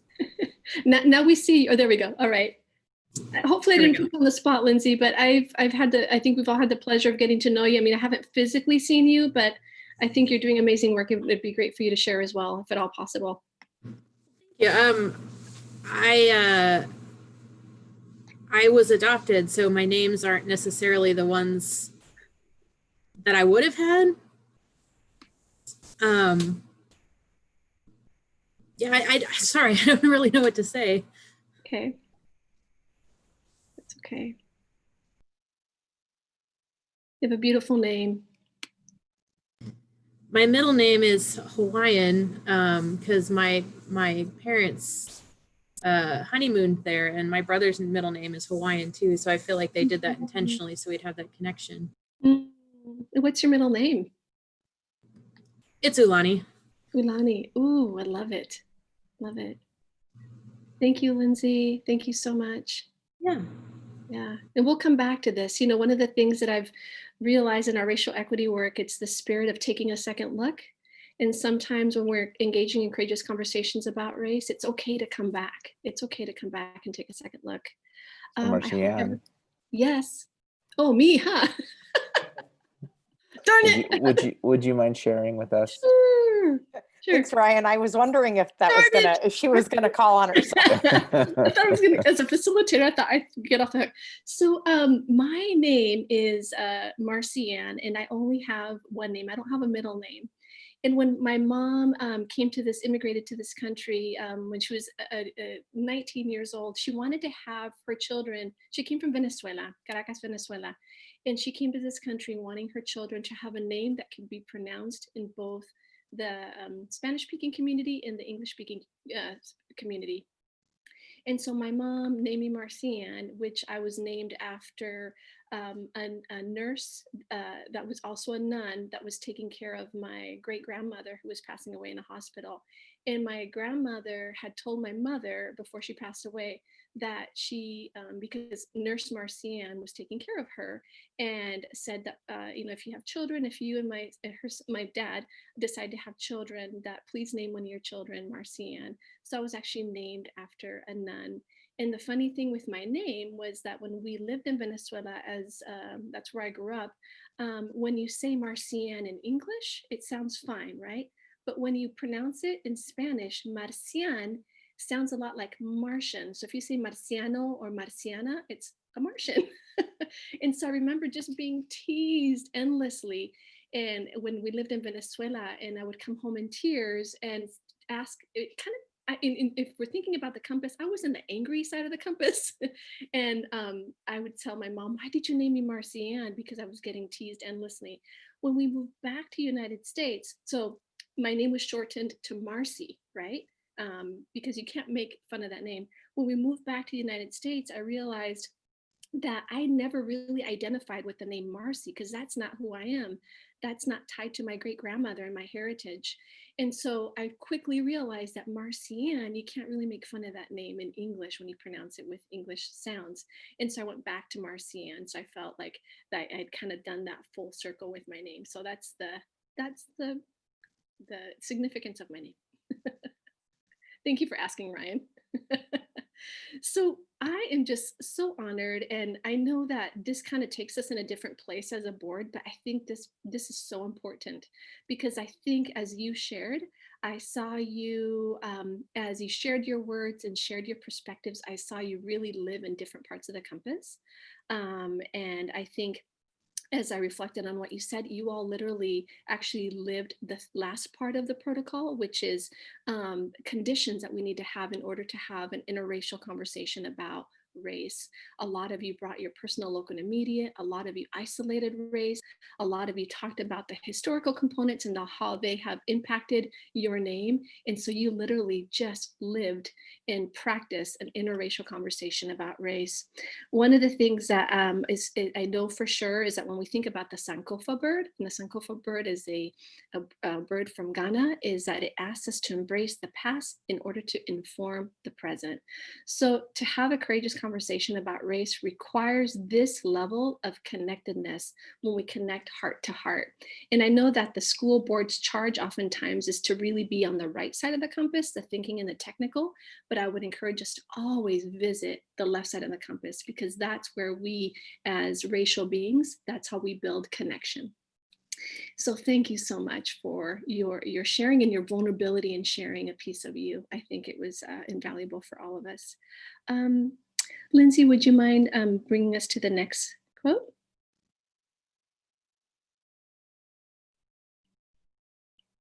All right. Could I have somebody unmute and read this out loud for us?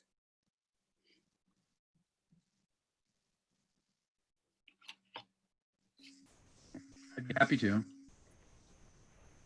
Thank you, Jay. Race matters for reasons that really are only skin deep, that cannot be discussed any other way, and that cannot be wished away. Race matters to a young man's view of society when he spends his teenage years watching others tense up as he passes, no matter the neighborhood where he grew up. Race matters to a young woman's sense of self when she states her hometown and then is pressed, "No, where are you really from?" regardless of how many generations her family has been in the country. Race matters to a young person addressed by a stranger in a foreign language, which he does not understand because only English was spoken at home. Race matters because of the slights, the snickers, the silent judgments that reinforce that most crippling of thoughts: I do not belong here. Thank you, Jay. What comes up for you? I'd like to hear just from one or two people. What comes up for you as you heard Jay share that quote?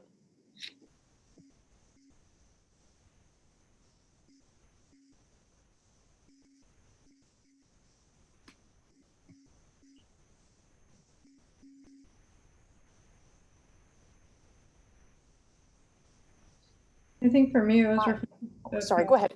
Sorry, Therese. Okay, I think for me, what came up was how embedded race is and how much it's influenced by who is considered the norm, and it just builds on the othering that we just heard about too. Like everybody else is other if you're not part of the dominant. And in the context where this is coming from, a lot of times, like the norm is based on whiteness and the construction of whiteness, and that that erasure of past connections is part of that for folk.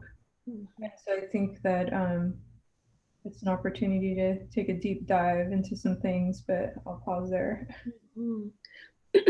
Thank you, Lou. And I think that unless Teresa, did you want to speak up? Is there something that came up for you?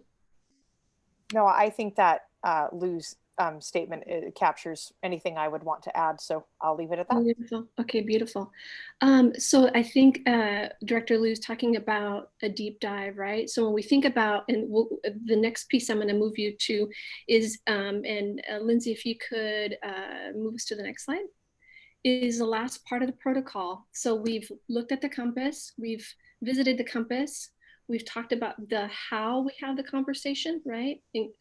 Experiencing discomfort and speaking your truth and accepting and expecting non-closure. And all of you have modeled that beautifully. So when we talk about the what are we going to talk about, especially as the board is looking at transformational policies, as the board is looking at creating a racial policy, it's important to know what to talk about. And so I wanted to just read you a quick quote that comes from Glenn Singleton, and he's actually the author and the creator of the Courageous Conversations About Race protocol, which was actually created over 25 years ago. So think about what was happening in our history 25 years ago. So it's been around for quite a while. But this is what he said about the protocol. And when I read these words, I'm like, ding, ding, ding, ding. Okay, finally get it. So I just wanted to read this to you before we jump into the 6 conditions. We need a way to get into it. Again, this is around a courageous conversation about race. We need a way to get into it. We need a way to stay in it. And we need a way that while we are in it, we aren't just skimming the surface. Okay. So I think Director Lou talked about this. It's like, we've got to take a deeper dive, right? Oftentimes when people engage in courageous conversations about race, they just stay in that first tier, which is engage, right? But what we want to do, if we're going to be a transformational board, we've got to get to the deep tier 3, right? So the deep, your understanding of whiteness and the interrogation associated with racial privilege and power. Okay, so in the first tier, we have condition number 1, which is focus on personal, local, and immediate. And all of you have done and modeled that beautifully. You've spoken from the I, and you've talked about your personal belief. And here we want to talk about the I because it's your personal, local, and immediate experience. Oftentimes, Brene Brown talks about the phantom army. I don't know if you've ever heard that, but what she means about the phantom army is when somebody says we, they actually mean I. So when we're having courageous conversations about race, we want you to stay in the I pronoun. Still in the engaging tier, isolate race. Here we acknowledge the intersection of social factors and race. And here we need to ask, what does race have to do with it? And here we want to identify ourselves, how we show up. So you probably heard me say as a white Latina, but we want to isolate our race and how we show up into this space. The second tier, which is the sustaining tier, asks us to normalize social construction in multiple perspectives. So here, what that means is we normalize social construction of race and engage in multiple racial perspectives. And we've actually practiced that today as we've had board members share and speak their truth. Here we want to ask, what is my perspective? What is your racial perspective? And what perspective is missing? And I think the family engagement piece that you will be engaging in, that's what we want to tap into. What perspective is missing when we are making decisions? The fourth agreement is monitor agreements and conditions and establish parameters. We're actually doing that now. We are working and living with the protocol. We're monitoring our time and we're also monitoring the agreements. The last two, again, I feel are the most influential in terms of really getting us to transform systems. And number 5 is use a working definition for race. So that means that we are using the definition for race really asks us to, it's about skin color and it's different than nationality and ethnicity, okay? And we also need to understand that how we examine race is for folks of color as well as for white is different. So we have to just be aware of that. And lastly, examining the presence and role of whiteness and its impact on the conversation about race. So that just asks us to really interrogate how race, privilege, and power manifests itself in our system. Next slide. So I wanted to ask Ms. Miles, in terms of time, how are we doing? Or do we need to take a small break, or can we just move forward? Just wanted to check in with the group. Well, how are folks feeling about a break? Do you want a break now, or would you like to discuss the equity lens first?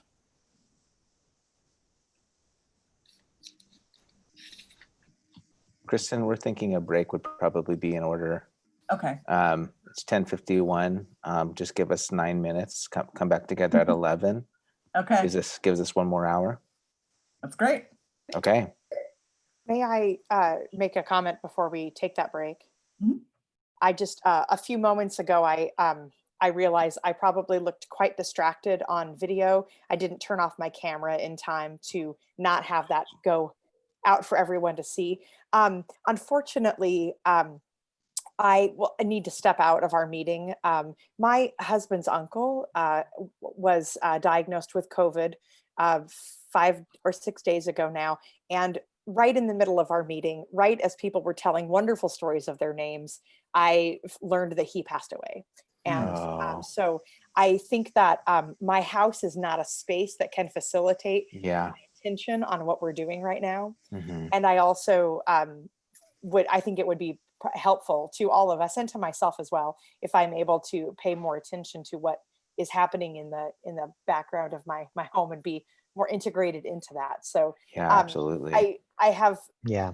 really appreciated our conversation this morning, and oddly, as I'm about to transition into talking to people about all kinds of things, many emotions, I feel somewhat grounded in my own self a little bit, because we've been talking so much about thinking about where we are in relation to things around us. So I am sorry that I won't be able to finish out the rest of this conversation, but I appreciate everyone's flexibility. And I will just say that he lived a long, wonderful, fantastic life, just hit 64 years with his wonderful wife. They had a wonderful time together. It is always too soon when you love someone for them not to be here. But I am very grateful that Uncle Fred had such a very full time here, and that I got to be part of his story. So I will not be with you when you come back from break. And I wish wonderful things for the next hour for all of you. Thank you, Therese. Condolences to you and your family, and hang in there. Thank you so very much. I will be in touch with all of you very soon. Have a great rest of the morning. You too. Bye. Bye.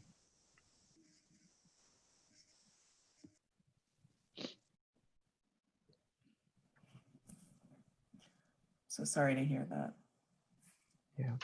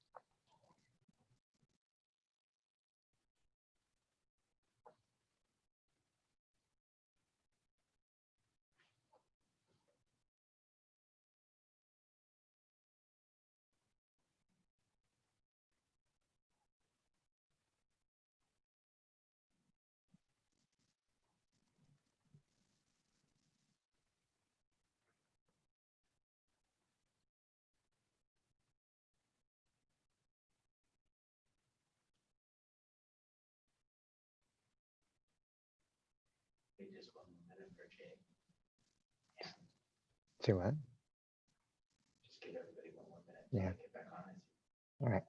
All right. Let's give each other 1 more minute, and then I'll go back. I will come back together.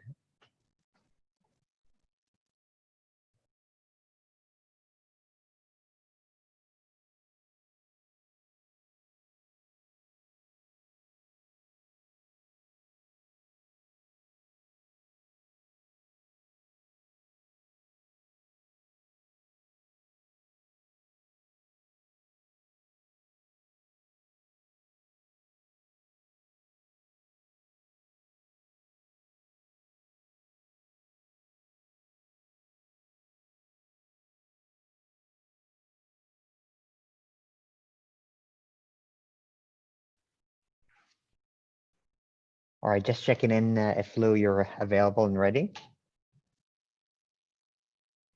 Wonderful. Yep, I'm here. All right, Kristen and Marcianne, we're ready whenever you're ready. And Ryan wants to speak first. If I can jump in just for a second. With every great lesson or planning for a retreat, you always plan more content than you have time for. That's the way these things always go. And so recognizing that, what we're going to do is Marcianne is going to continue with her information, and then we're going to transition to Kristen because we're fortunate to have Kristen with us today. I'm always with you, and so we can come back to the policy development piece, but I wanted to make sure that we gave enough time for both Marcianne, Chris, and Kristen to be with us today, and then recognizing that the last 10 minutes or so, Kristen will be talking about what are our next steps. So that's sort of a modification mid lesson, but wanted you to be aware of that. And with that, I'm going to turn it back to Marcianne. Sounds good. Thank you, Ryan. Maybe we should have done the full day after all. There's so much to do. You know, as I reflect on the spring and when we moved into emergency teaching, I remember, I don't know what it felt like for all of you. I think we could all agree, it just felt like, I don't know if you've ever seen those movies where everybody's moving really, really fast and like the calendar pages are just flipping over and over and over. And I just remember like at the end of the day, just not even realizing how many Zoom calls I'd been in, and realizing that in all those Zoom calls, I had been making so many decisions, right? Because maybe because it was the pull from the community, or maybe somebody needed an answer right away. But I realized that I needed to slow things down, because somebody once told me that in times of stress, in times of like this hurried feeling that you have to get things done, implicit bias rears its ugly head. And that in these times, we might inadvertently make decisions that re-injure and or re-traumatize our Black, Indigenous, and peoples of color, because there's this insatiable pull to move to the status quo, right? Because that's what sometimes whiteness, that's what the dominant culture, that's what pulls us, because that's what we're used to. So this Corvallis School District equity lens questions that you see in front of you, they're actually not new. I borrowed them from the Portland Public School District. So really credit goes to them, and we modified it a little bit. And really these questions have been instrumental and critical as teaching and learning, as our DELT, which is our District Equity Leadership Team Advisory Group, as we work with a lot of different organizations, as we plan our professional development, as we do everything, these equity lens questions are at the forefront of every decision that we make. The reason we have these equity lens questions, because I love that saying, you got to move slow before you move fast. And it really gives us an opportunity to slow things down and interrogate and interrupt the predictable patterns and biases that persist in decision making, right? Right? Does that connect with all of you? Yeah? Okay. The other thing I wanted to share with you today is I'm sharing with you two tools, right? The Courageous Conversations About Race tool, right? The protocol, which is foundational to our racial equity work. But I'm also sharing with you this tool. The one thing I want to mention is that these tools are not mutually exclusive. They're actually interconnected, because you can't use the equity lens tool if you're disconscious to how race and racism shows up in every single space that we are in every single day. So I'm going to use an analogy that I think Chris will love, which is the Reese's peanut butter cup analogy. Remember that, Chris? So if we think of the equity lens as the peanut butter, and we think of our the protocol that I just shared with you as the chocolate, you actually have to bring them together and have this amazing piece of candy. But because you can't pull them apart, they have to be together.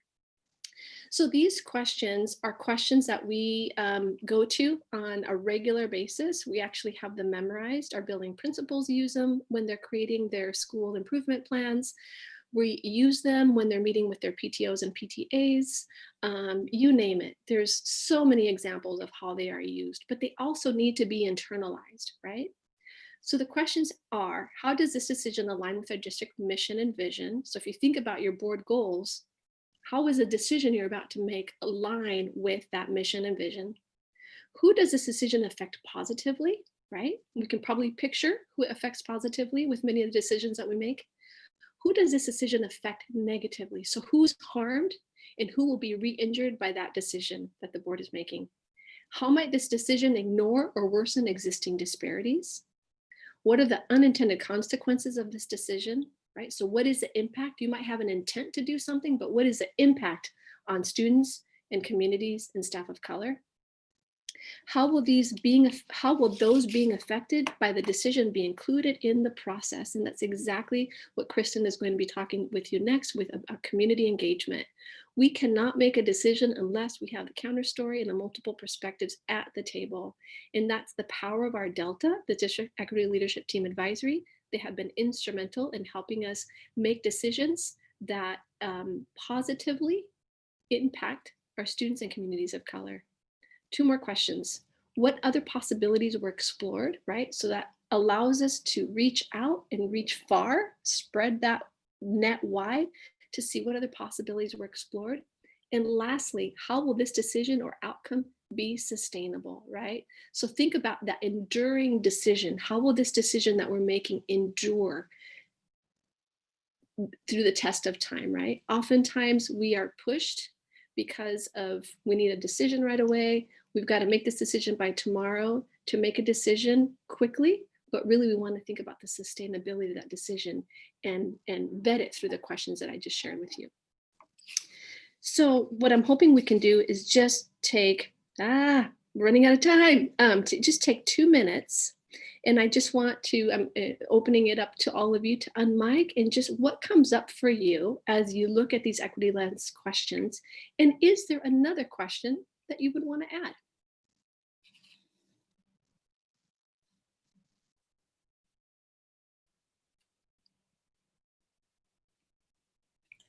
Marcianne, I think for me, like, these are really great questions. And one of them that I think would help clear things up, and I'm glad we're the next one is about like community engagement and conversations, is how can the importance of this, how can it make sense for the broader community? Because I know a lot of people, like you mentioned earlier, may not have this type of training or background, may not understand some of the decisions being made are the whys behind them and the benefit for everyone in those decisions. And so that is where that question is coming from, like how can it be clear for the community too?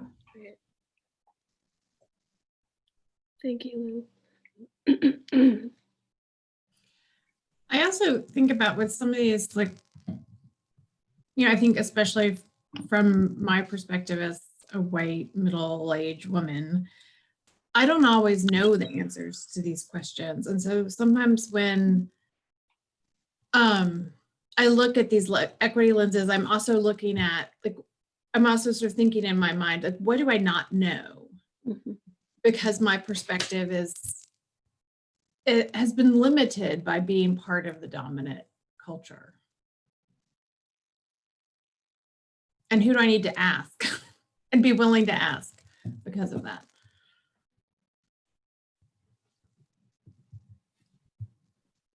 So what I hear you saying is when making decisions, sometimes you might find yourself in a place where you're needing to seek a counter story or another perspective. Is that right?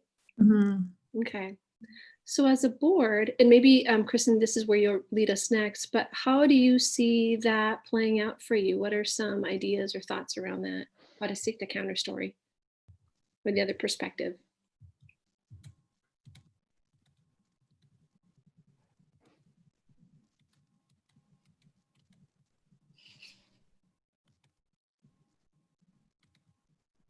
For me, it calls me to be okay with things being messy and not easily graspable, not clear. I'd love to have all decisions absolutely clear, but these call us to have to wade into uncertainty and messiness.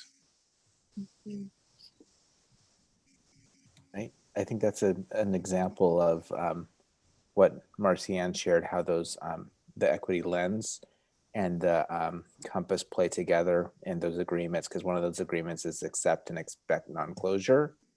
And I think what you just talked about was how that's sort of what you described. And so again, I think that's a good example of how those two tools interlock in the form of candy, apparently.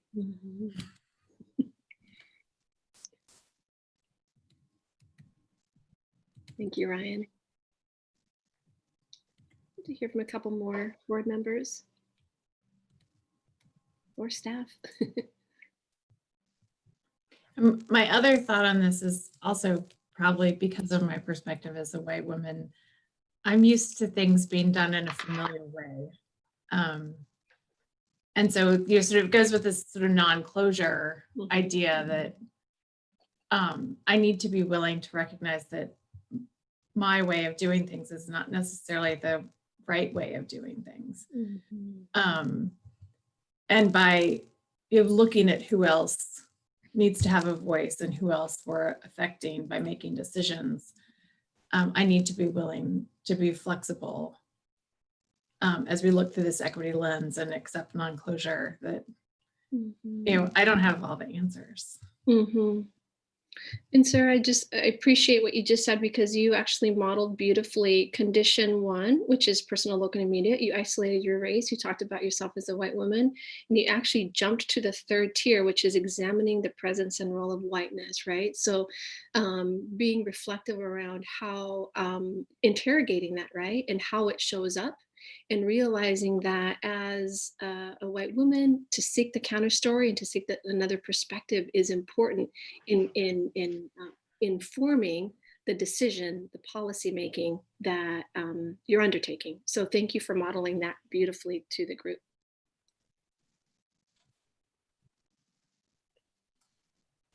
Vincent? Yeah, and for me personally, and dovetailing on what Sarah just said, is that because of my lived experience, my default setting is not necessarily to consider these things. And so that's why it's so critically important that we systematize our approach to deconstructing mechanisms, institutional mechanisms that advance oppression, people by race or other social factors. And so as I'm looking at this, and I have my notes on our policy process, I actually screenshotted this and just dropped it into my notes for that, because I strongly feel that this needs to be part of our policy development process, and that the board shouldn't consider policies unless they've been interrogated by this lens. Yeah, I appreciate that so much, Vincent. And I think you spoke about the normalization, right? Of oftentimes when we make decisions, we are making decisions based on what we know, based on our lived experiences and what has happened in the past, right? But if we're going to move to transformation, it's being curious, and I love that word curious, about the decisions, the conversations, and the actions that we're taking.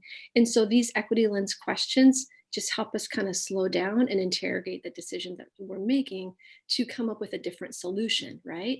And when we first started earlier today, I talked about the definition of insanity, right? It's to do the same thing over and over again and expect different results. But if we're going to transform systems, we have to interrogate it. And these questions, I think really lend itself to slowing things down and looking at things from a different perspective. So thank you, Vincent. Marcia, can I share like 2 super short quotes about counter storytelling? Sí, por favor, please, please.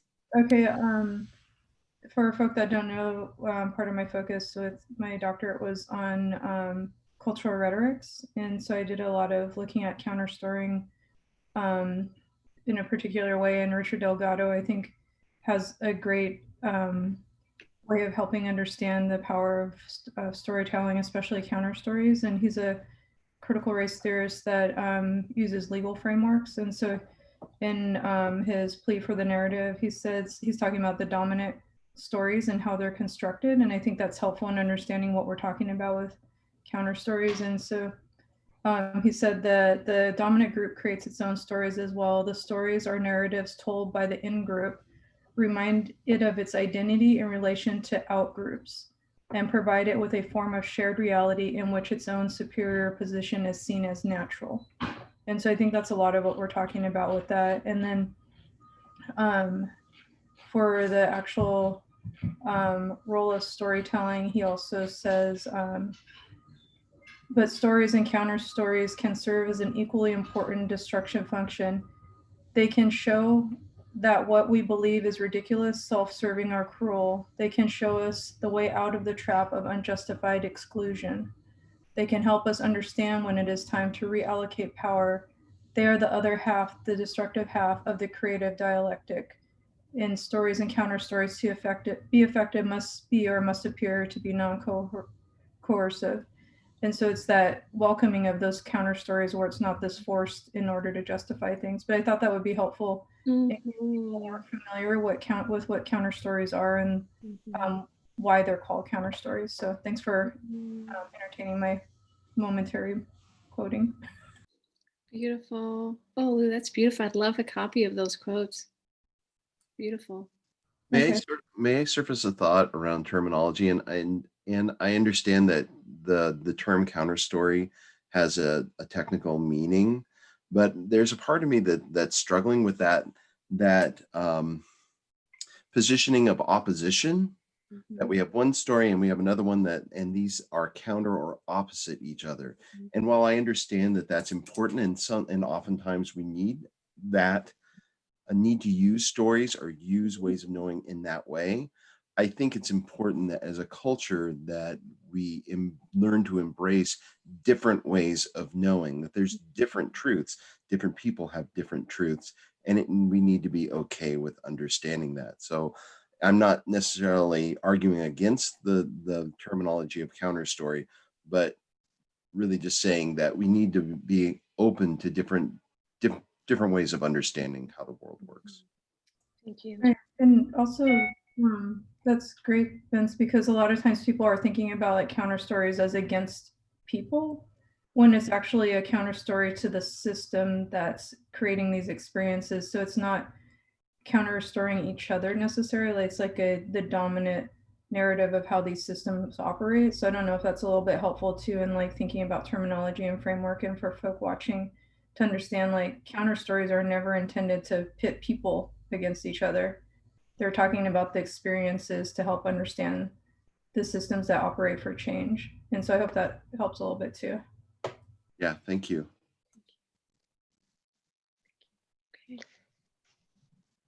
I would like to share one thing. I love those questions, and I believe as we integrate them into our decision making as a board and follow the lead of staff and district leadership on evaluating decisions, this will help a lot. And from what I heard just now, I got to really wonder about this second to last question, what other possibilities were explored?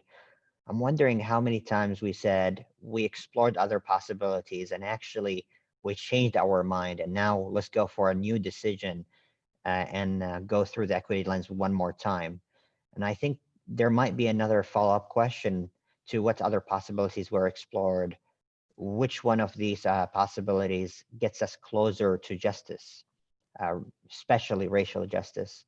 And I feel that could orient us to see other perspectives, other narratives, and critically think of the decision at hand and other possible decisions or alternatives under the lens of equity in terms of allocating resources, but also in terms of possible transformation of existing systems or rebuilding of existing systems, especially in a situation where now we're rebuilding so many systems in our public education and community. So I believe that would be a really good grounding question or follow-up question. How can we, which of the possibilities gets us closer to justice? So we could do this iteratively until we get the best possibility with that goal in mind. So I feel also that could take us from the bias that we have a child, a decision, and now we need to pass it through the lens. And we always remember we could actually replace it with another decision that's better.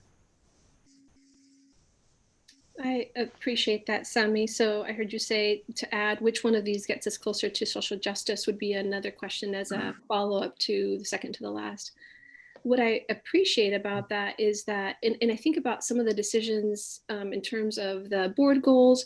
You know, I remember this was a while ago when we talked about should equity be as part of every single board goal, and we know that it is, right? But we needed at the time to pay close attention to how does racial impact, like how does equity really play out in all these different areas, right? Because we really, as a system, believe that we really needed to continue to interrogate it and to build our muscle around it. Because if we don't, then what do we default to, right? And so I think adding that, it highlights the importance of we need to continue to ask the question about how does this decision get us closer to social justice? And I would add liberation, right? Okay. Thank you, Sami. Thank you so much. Jay, you have your hand raised.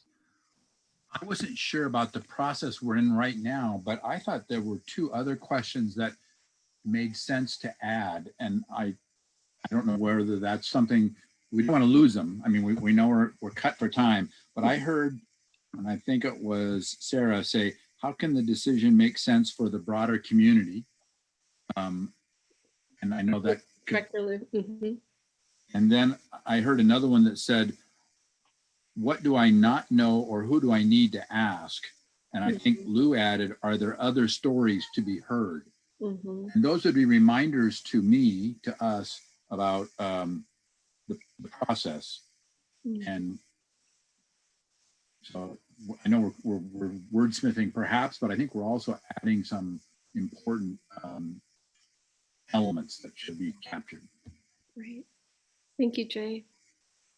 Okay, so I appreciate that you said we're close on time, and so if it's all right with you, you know, we're going to accept and expect non-closure, right, when it comes to continued conversations about the equity lens, but knowing with the spirit of taking a second look, we will come back, I'm sure, and add those questions and interrogate a little bit further.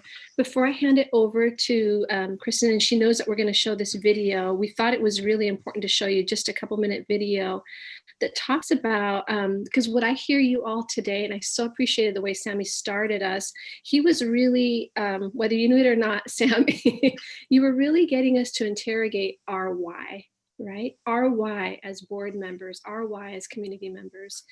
And so there's a saying that Michael Jr. says, when you know your why, your what has more impact because you are walking in or towards your purpose, right? So the work that you've done today is so important, especially as we're thinking about how racial equity and anti-racism is at the core of what we do. And so walking through, having you an opportunity to look in the mirror and reflect on your lived experience, giving you an opportunity to hear the counter story or multiple perspectives of other people on the board, this is the work. This is what gets us closer to our what, okay? So I want to end my piece with a video, and I know Kristen knows that we're going to be showing this in Chris. Some of you have seen it before, but I just want to have you watch it again, and maybe you'll see it with a new light. So Lindsay, if you wouldn't mind playing the video. Marcianne, really quick, can I just clarify that the question I suggested adding was actually about like if it makes sense to community? That was what I was, not to add more stories. I think I'm a big fan of hearing tons of stories because clearly I'm into that. And it's called How Do I Know? But it was more about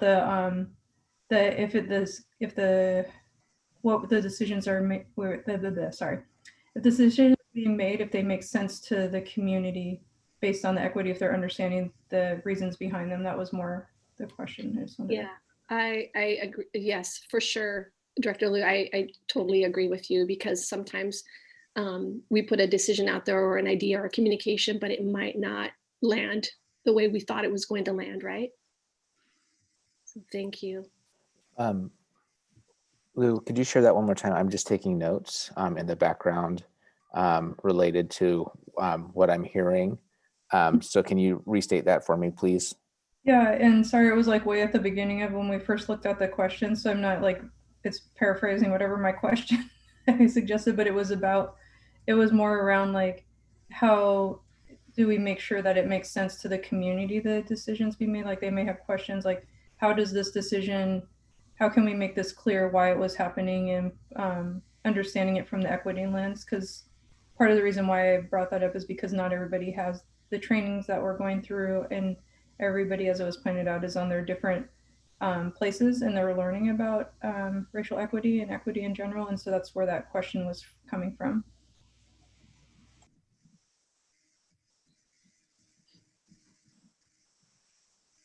Thank you. I guess I want to make sure that, thank you, Lou, because I want to give credit where you raised it, because I think though the thing that rang then in my mind that related to the 10th question, which was, what do I not know, or who do I need to ask? And to me, what I thought what rang in there was, are there other stories that will help me understand what do I need to know and who do I need to ask? So I didn't mean to, what is the word, mishmash them together, but they both make good sense. Thanks, Jay. Thank you. And I put those down too, Jay. Thanks. Thanks. Great work. Vincent, do you want to go ahead and play? No, and a lot of times when people hear the phrase, how do I know? The next thing they say is what? How do I know what? But the key really isn't to know what, the key is to know why. Because when you know your why, you have options on what your what can be. For instance, my why is to inspire people to walk in purpose. My what is stand-up comedy. My what is writing books. My what can be going out with some friends to eat. In fact, another what that has moved me towards my why is a web series that we have out now called Break Time. So every Wednesday at 3 o'clock, you should subscribe to the channel. We do a series called Break Time on YouTube. So 3 o'clock, we drop a new episode. One episode in particular, I'm about to show you a clip to. We were in Winston-Salem. So Break Time, this is how it works. I travel the country, I do stand-up comedy, probably an hour and a half at an event. And in the middle of my show, I'll just sit down and start talking to the audience. And funny just happens. Or I'll meet somebody who's really interesting. So I met this one guy, and he said that he teaches music at a school. I was like, all right, you teach music, can you sing? And then I'm just gonna show you the clip. Check it.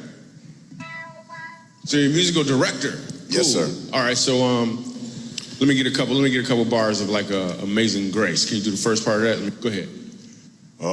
Amazing grace, how sweet the sound that saved a wretch like me. Wow.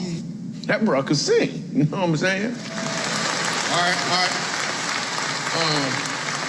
Now, what you give me the version is if your uncle just got out of jail, you got shot in the back when you was a kid.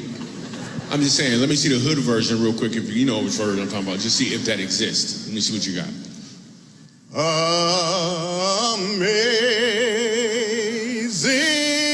grace, how sweet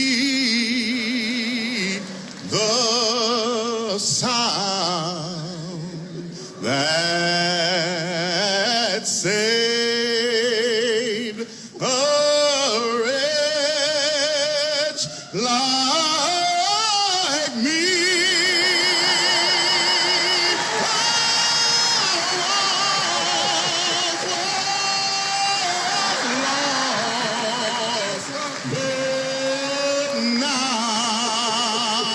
Right now I'm found, was blind, but now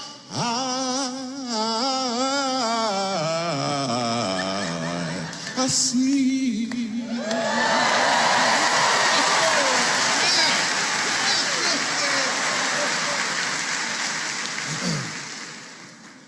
So here's the thing. The first time I asked him to sing, he knew what he was doing. The second time I asked him to sing, he knew why he was doing it. When you know your why, your what has more impact because you're walking in or towards your purpose.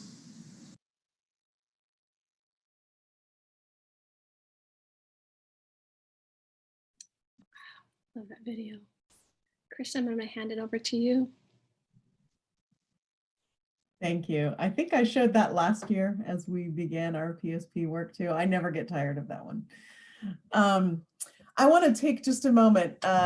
So speaking of slowing down, we have done a bunch of that today because these conversations have been so critical.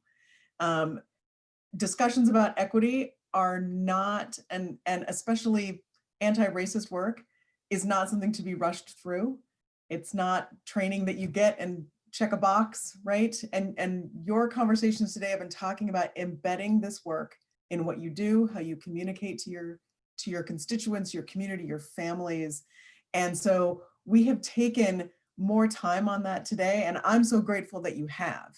I'm grateful that you've had this conversation, that you've had a fantastic facilitator in Marcianne, and that I get to learn with you again, like I did last year. Knowing that we have a number of sessions ahead of us, I'm not worried that we're not going to hit the public engagement thing really hard. I think it would be a lot less meaningful if we had been like, all right, Marcianne, you have an hour and now you're done. And we're moving on. But we are going to use the lens that you all just gazed through for a long period of time to start talking about how are you going to define public engagement? And what is it going to mean to engage your public? We're going to answer, well, we're not going to do this today, but we're going to look at the questions that you came up with last year to continue this work to answer what your role is, how you currently engage the public, and what opportunities exist, and to find a definition of public engagement that not only acknowledges what the roles of the board are, but also that acknowledge this equity lens that you're going to be putting into practice, knowing that you're also going to modify that. I want to say that Marcianne mentioned that the questions on that lens were derived from PPS, and before going to OSBA, I worked at PPS for 10 years, and that equity lens was adopted while I was there. And we had, as staff, everybody had a physical copy of it that we were to look at when we were making recommendations to the superintendent or to the board or making big decisions in our own department. And I ran the charter schools department at that time. And I had a physical bookmark that I had hanging in my office right next to my computer screen so I couldn't miss it. And we all did. As staff, we all really utilized it. And then the board had copies of its own that it kept at the board table. And so to really use that lens, I know that you will. And I also have seen districts you know, like they adopt it, it's done, they checked a box. I know that that's not your interest, but I'm just encouraging you to find ways to have it in a place where you do look at it and you ask those questions as you move through things. I also just want to say that as we looked at the compass, Courageous Conversations About Race is the training that I also did at PPS for my 10 years there.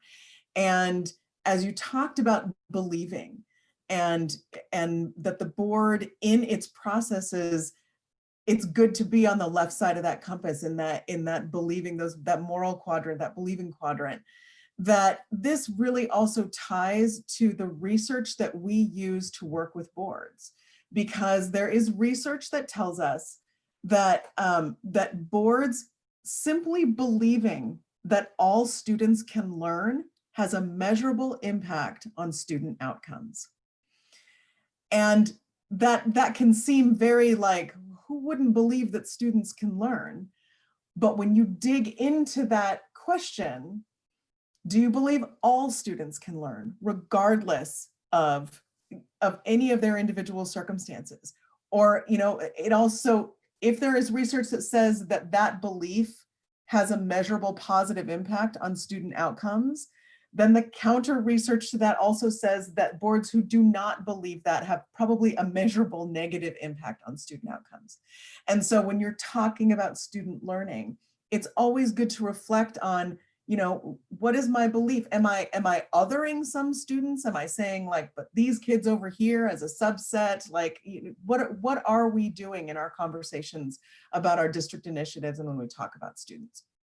So, so all of that work that Marcianne just led you through is such a beautiful framing of now how you talk about engaging your public. I don't want to just like rush into that in my very, you know, linear, like on time mode. What I want to do is give you a moment to just reflect on anything that is coming up for you or that you want to say after completing that work before we transition into a little bit about public engagement. And then Marcianne and I have some homework for you as well that we'll talk about. But I just want to give you a moment and just create some space for you to share any thoughts that you have as we move on.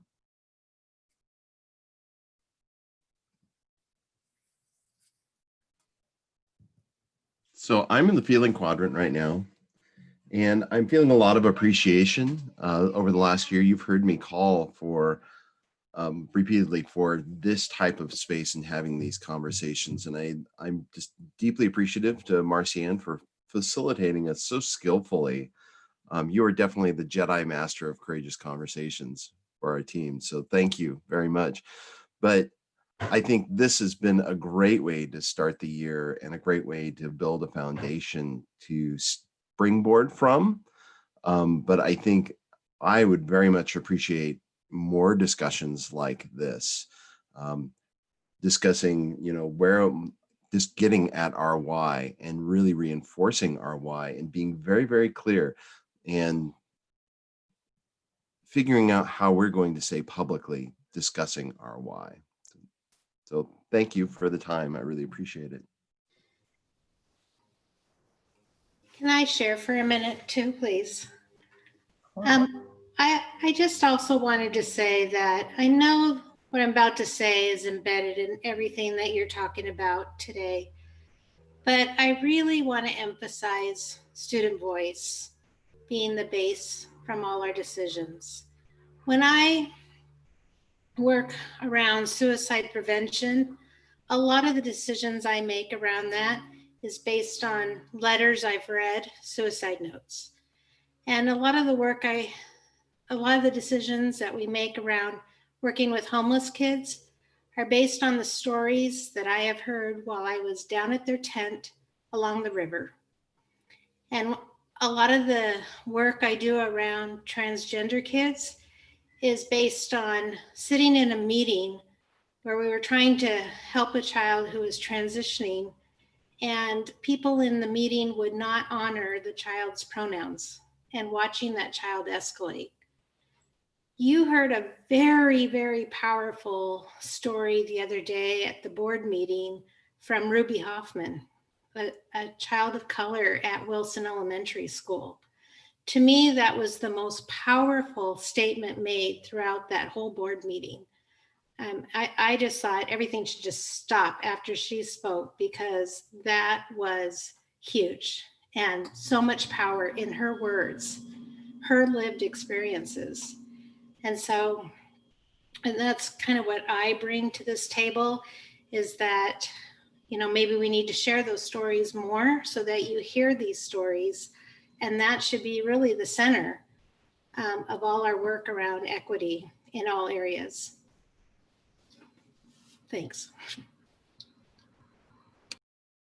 Thank you, Chris. It's a very important reminder.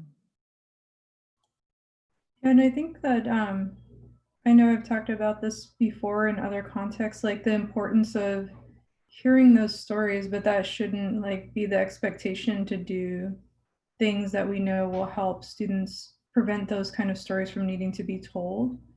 And if that makes sense, and how sometimes we know that things aren't right or aren't equitable, but wait until there's a crisis mode, or for a student to speak up and talk about the harm that they face in order for us to actually make changes that we know will help protect those students from having to endure that. And so I agree that those stories are super important, and we also shouldn't wait until that happens in order to make changes. And so I think that's a philosophy I have that I work with in multiple aspects of professional and community-based work, is like sometimes we've heard this story like over and over again, and often we're like, well, we haven't heard about it for a little while, so things must be better, when it's only, and when it gets super to a point where somebody is experiencing physical or emotional harm, that we're willing to listen. And I think we need to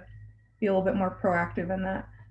So thanks, Chris, for bringing up those student voices. They're always central, and we know like for every story shared like that, there's many more that don't have a space to tell them, or don't even know how to tell them, or can't vocalize what they're feeling because it'll make it real.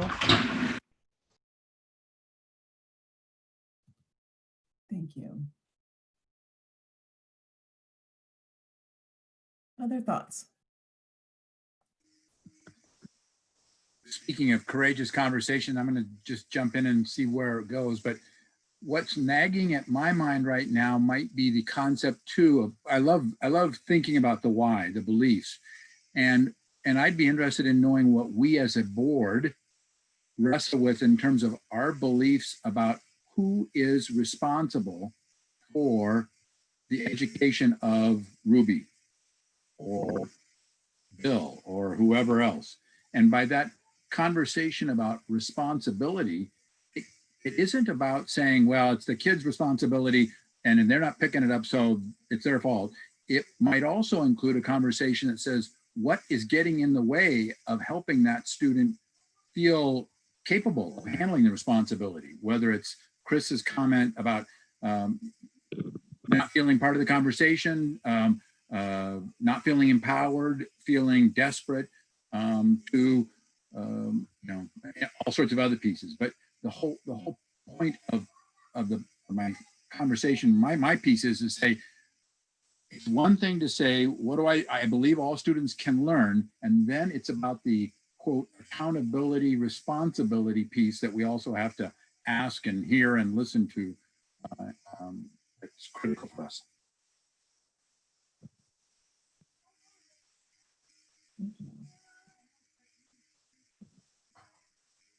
Other thoughts? I think for one of the things too, I've talked to folks before about this too, about how we have that working philosophy that education outcomes should not be determined by income, race, gender, disability, or language. And how can we articulate that with, and knowing that that should not determine their educational outcomes, but acknowledge that it does. And I think that like currently, and that's the aspiration as a district, that those do not determine their educational outcomes because of the access issues and the equity issues that exist. Does that make sense? And so for me, when I read that before I was even on the board, I was like, kind of a little bit like, what do you mean? That absolutely impacts somebody's educational outcomes, like all of those things. And then I appreciate Sammy helping explain to me like that that's where we want to be. And so like, how do we make that more clear of like, that's the goal of the district, and acknowledge that we are a work in progress and that's what we're striving for. And so that's for me, like helping make that more clear in acknowledging, yeah, we do still need to have some stuff to do. That's a great point. There can be a lot of distance between should not and do not, right? That is the work. Thank you, Lou. Other thoughts? So I'm just going to show you the questions that we asked because I'm also mindful of time. And I will say that Marcianne and I talked a lot about like, this should be 6 hours, this should be 8 hours. Maybe we should have a 12-hour day, which of course we're never going to do. But what's great is that this is your project. And so this will continue and morph as we go. I'm just going to show you really quick the questions that you asked at the end of last year about public engagement and where we're going to try to go with that.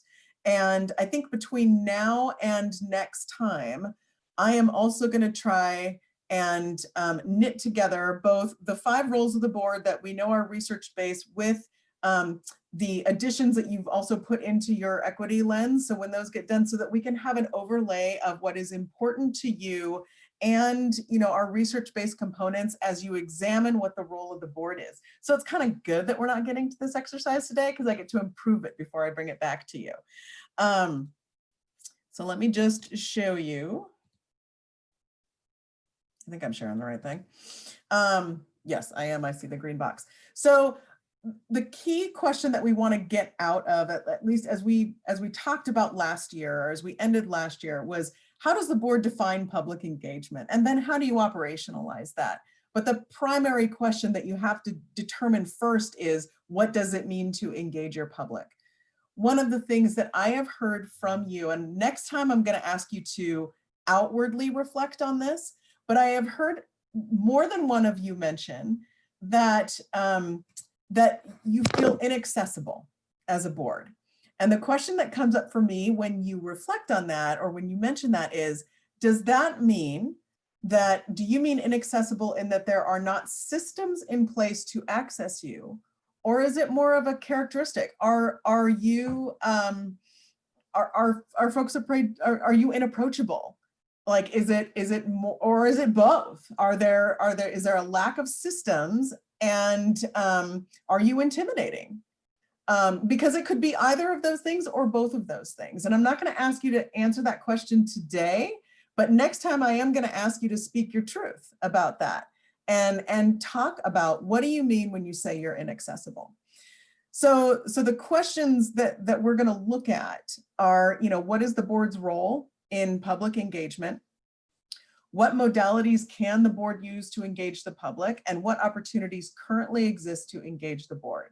Some of this is technical, right? There are technical aspects to things, and then there are systemic aspects to things. Technical fixes are easy, they're easy to talk about, but the systemic pieces that are rooted in more than just the technical fix take more time and more engagement, and probably a different place on the compass than just the intellectual space. So we're going to engage with the multiple layers of these questions. What I will go through, and this is the work that I want to do between now and next time, is I copied pasted your equity lens, but what I want to do is knit together this plus the additions that you've made with the research-based board role, so that we're looking at that they are not separate, that it's a both and. So I want you to be thinking about that for next time.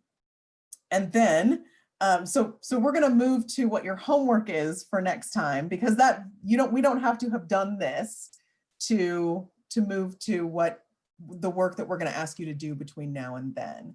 But I want to also just get thoughts from you about the plan to engage in this conversation next time. And if there's anything after your discussion today that you think should be added to this, or that I should consider as I plan for next time, or that you want to be considering and want your colleagues to be considering before next time.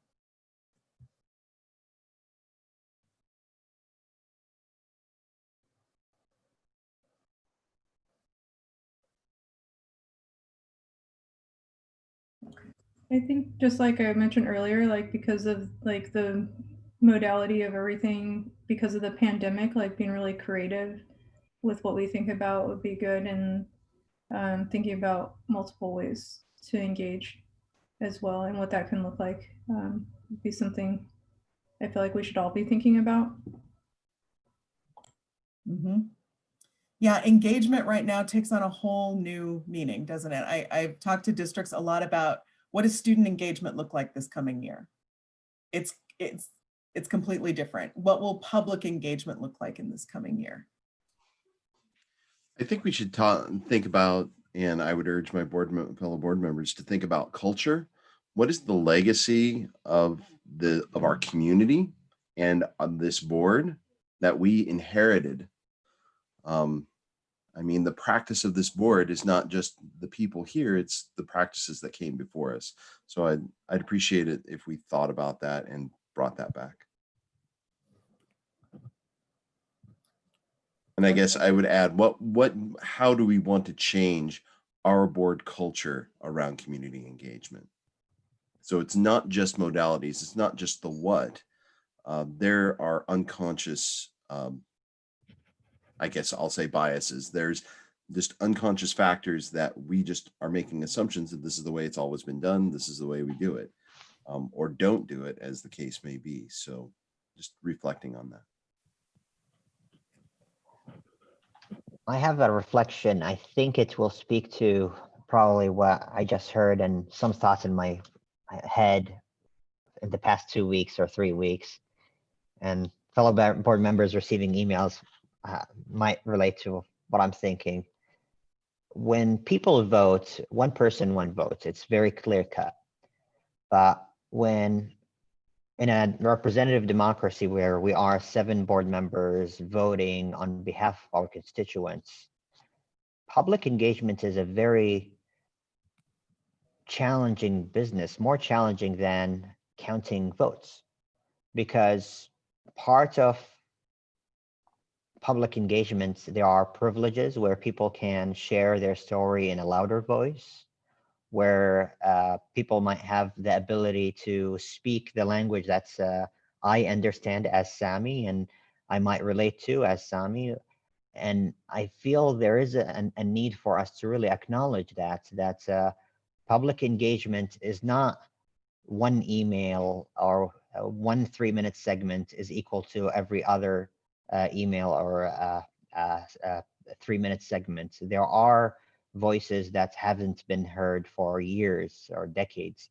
There are voices that can't reach us for so many reasons because of the modality and so on. And I want us to really think critically about that. When we engage with the public, we want to be acknowledging the privileges that comes in from someone have it's easy to be loud and clear and maybe sometimes overshadow other voices that hasn't been heard or are not being heard yet.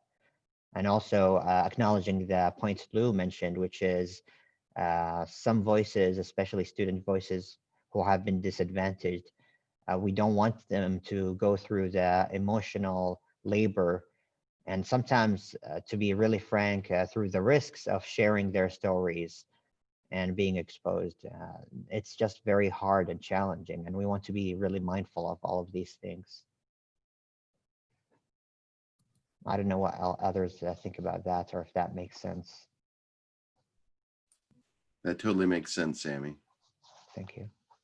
Yeah, it totally makes sense for sure. And it's like a good reminder too that like we do hear from lots of people, and to remember that it's not, there's no way that every single voice is going to get the decision that they want, and that doesn't mean we didn't listen or didn't engage with people. And I think that's a misconception around like engaging with public is that that if somebody does engage with us, that means that they make the final decision, because there's a lot of things that are taken into consideration. And it's not that we don't care or don't hear people. It's just a lot of things to consider.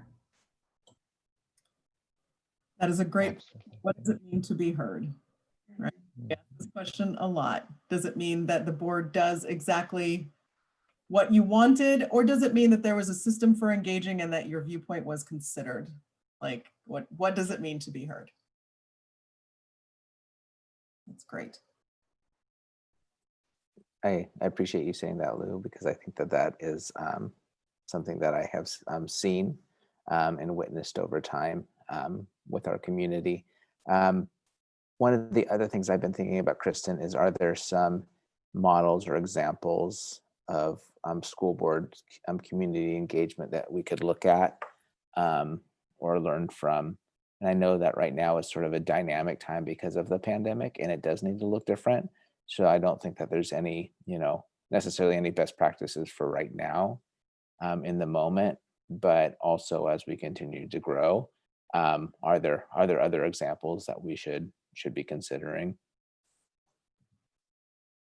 Good point. I will do some thinking on that and bring in some systems maybe that I can find that maybe are from a previous era last year and that may also be developing right now. Okay, other thoughts before I hand it back over to Marcianne to talk about the work that we'd like you to do?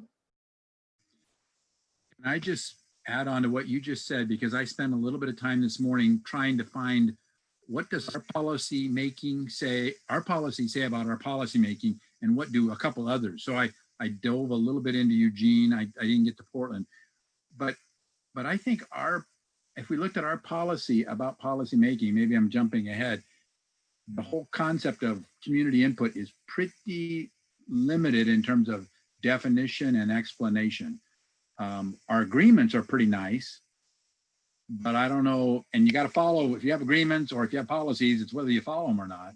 So I think that would be a good place to have us check what we've written down already and what our policies themselves say. And then thank you, Ryan, what might some other good models that we promise we'll follow if we adopt them say. So.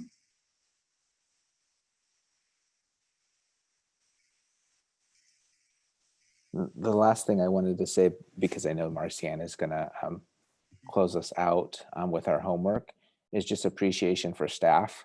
Last year, you had a chance to spend quite a bit of time working with Joe and Sabrina, and now time with Chris and Marcianne, and just, and always with Melissa. And so I always think about this in terms of like my experience as a superintendent, but also as a community member and dad who sends a couple of his kids to school in this district.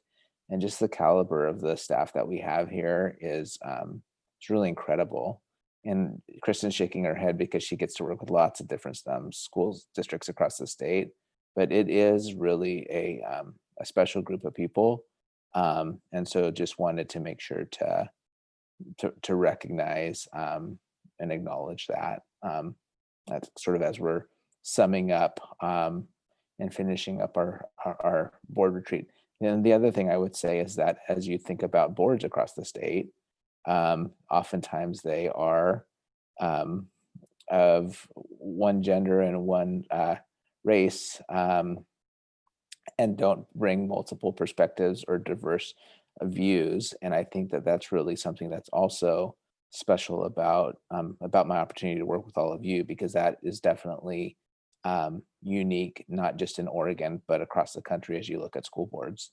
So so it just feels like we're continue to position for great things in a community that really supports public education. So I guess I'm in the feeling quadrant, and feeling somewhat blessed to be a part of this as we're closing today.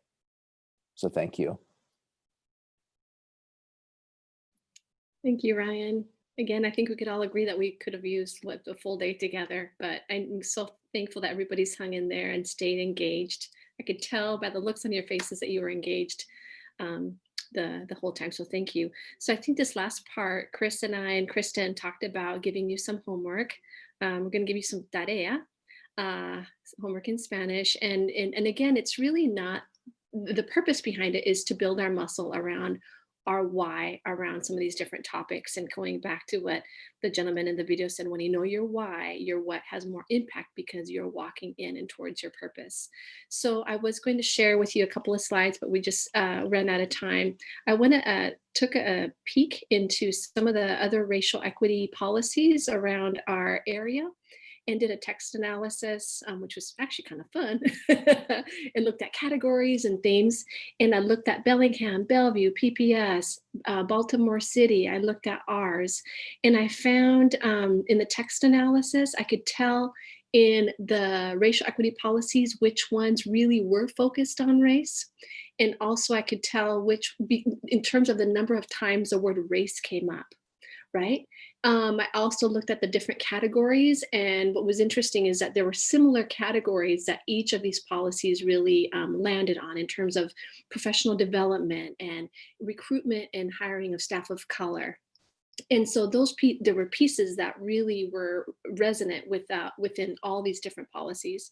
And so I think that what we're going to have you do is do your own text analysis and do your own analysis of these different policies, and look at some different models for racial equity policies, because that homework assignment in and of itself for me was really, really helpful, because it helped me really hone in on my why around what is my stance around Black, Indigenous, and peoples of color? What is my stance around supporting students navigating poverty? What is my stance around students, our immigrant students and populations? What is my stance around supporting our students with disabilities? And lastly, what is my stance around supporting our LGBTQ community? And so it's important for us as a board to really know our why and our stance before we can move forward, right?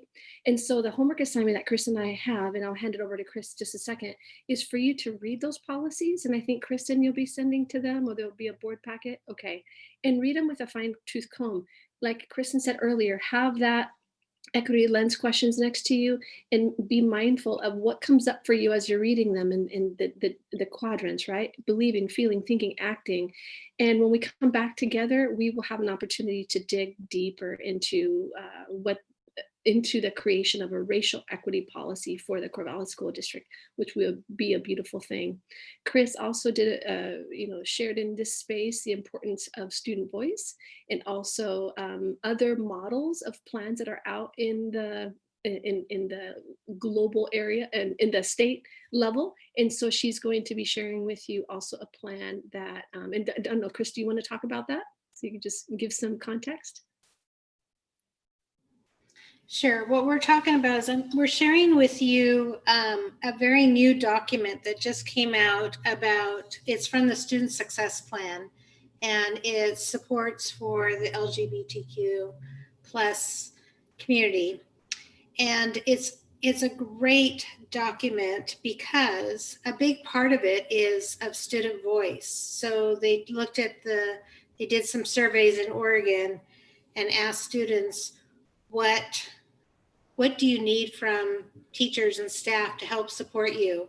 What do you need in the policy to make you feel more accepted and to be wanting to be more engaged in your learning? And so it is a great document, and it also has some policy information in there as well. So I just thought that would be a really good, I've read it several times because every time I find something new, but I really find it very beneficial. So I believe someone's going to share that link to you with I was you. about to ask, are we going to get that document? Yeah, Thank Chris you. is going to share. From me. Yeah, thank you. Thanks.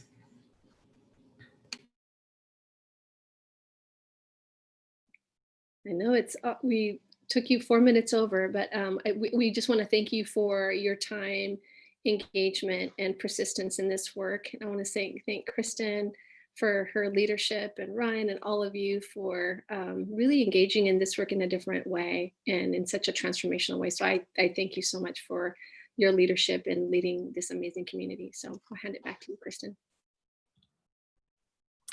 So what I'll do is send, and maybe Lindsay, you wouldn't mind helping me distribute. I'll send to Ryan and to Lindsay the packet of materials that we've collected, along with, and unless you've got a copy of it already, the current equity lens, knowing that we're also going to work to add in the questions that you suggested. But the current equity lens, just so you've got that in mind as you read through this material. And then we'll engage in planning for next time. But I think you've got to look into what we'll do next time and where we continue from here. And Ryan, do you have anything, or, because that's it from me. I know I sort of did my closure already. So I again, knowing that you are a intelligent group of people, giving you homework that includes coding is right up your alley. So I don't have to worry about explaining any of that to any of you. So get your homework done before you come back to class. And and with that, again, appreciation, and have a great afternoon. Thank you, everybody. We're adjourned. Have a good night. Have a good afternoon. Thank you, everyone. Bye, everyone. Thank you. Bye.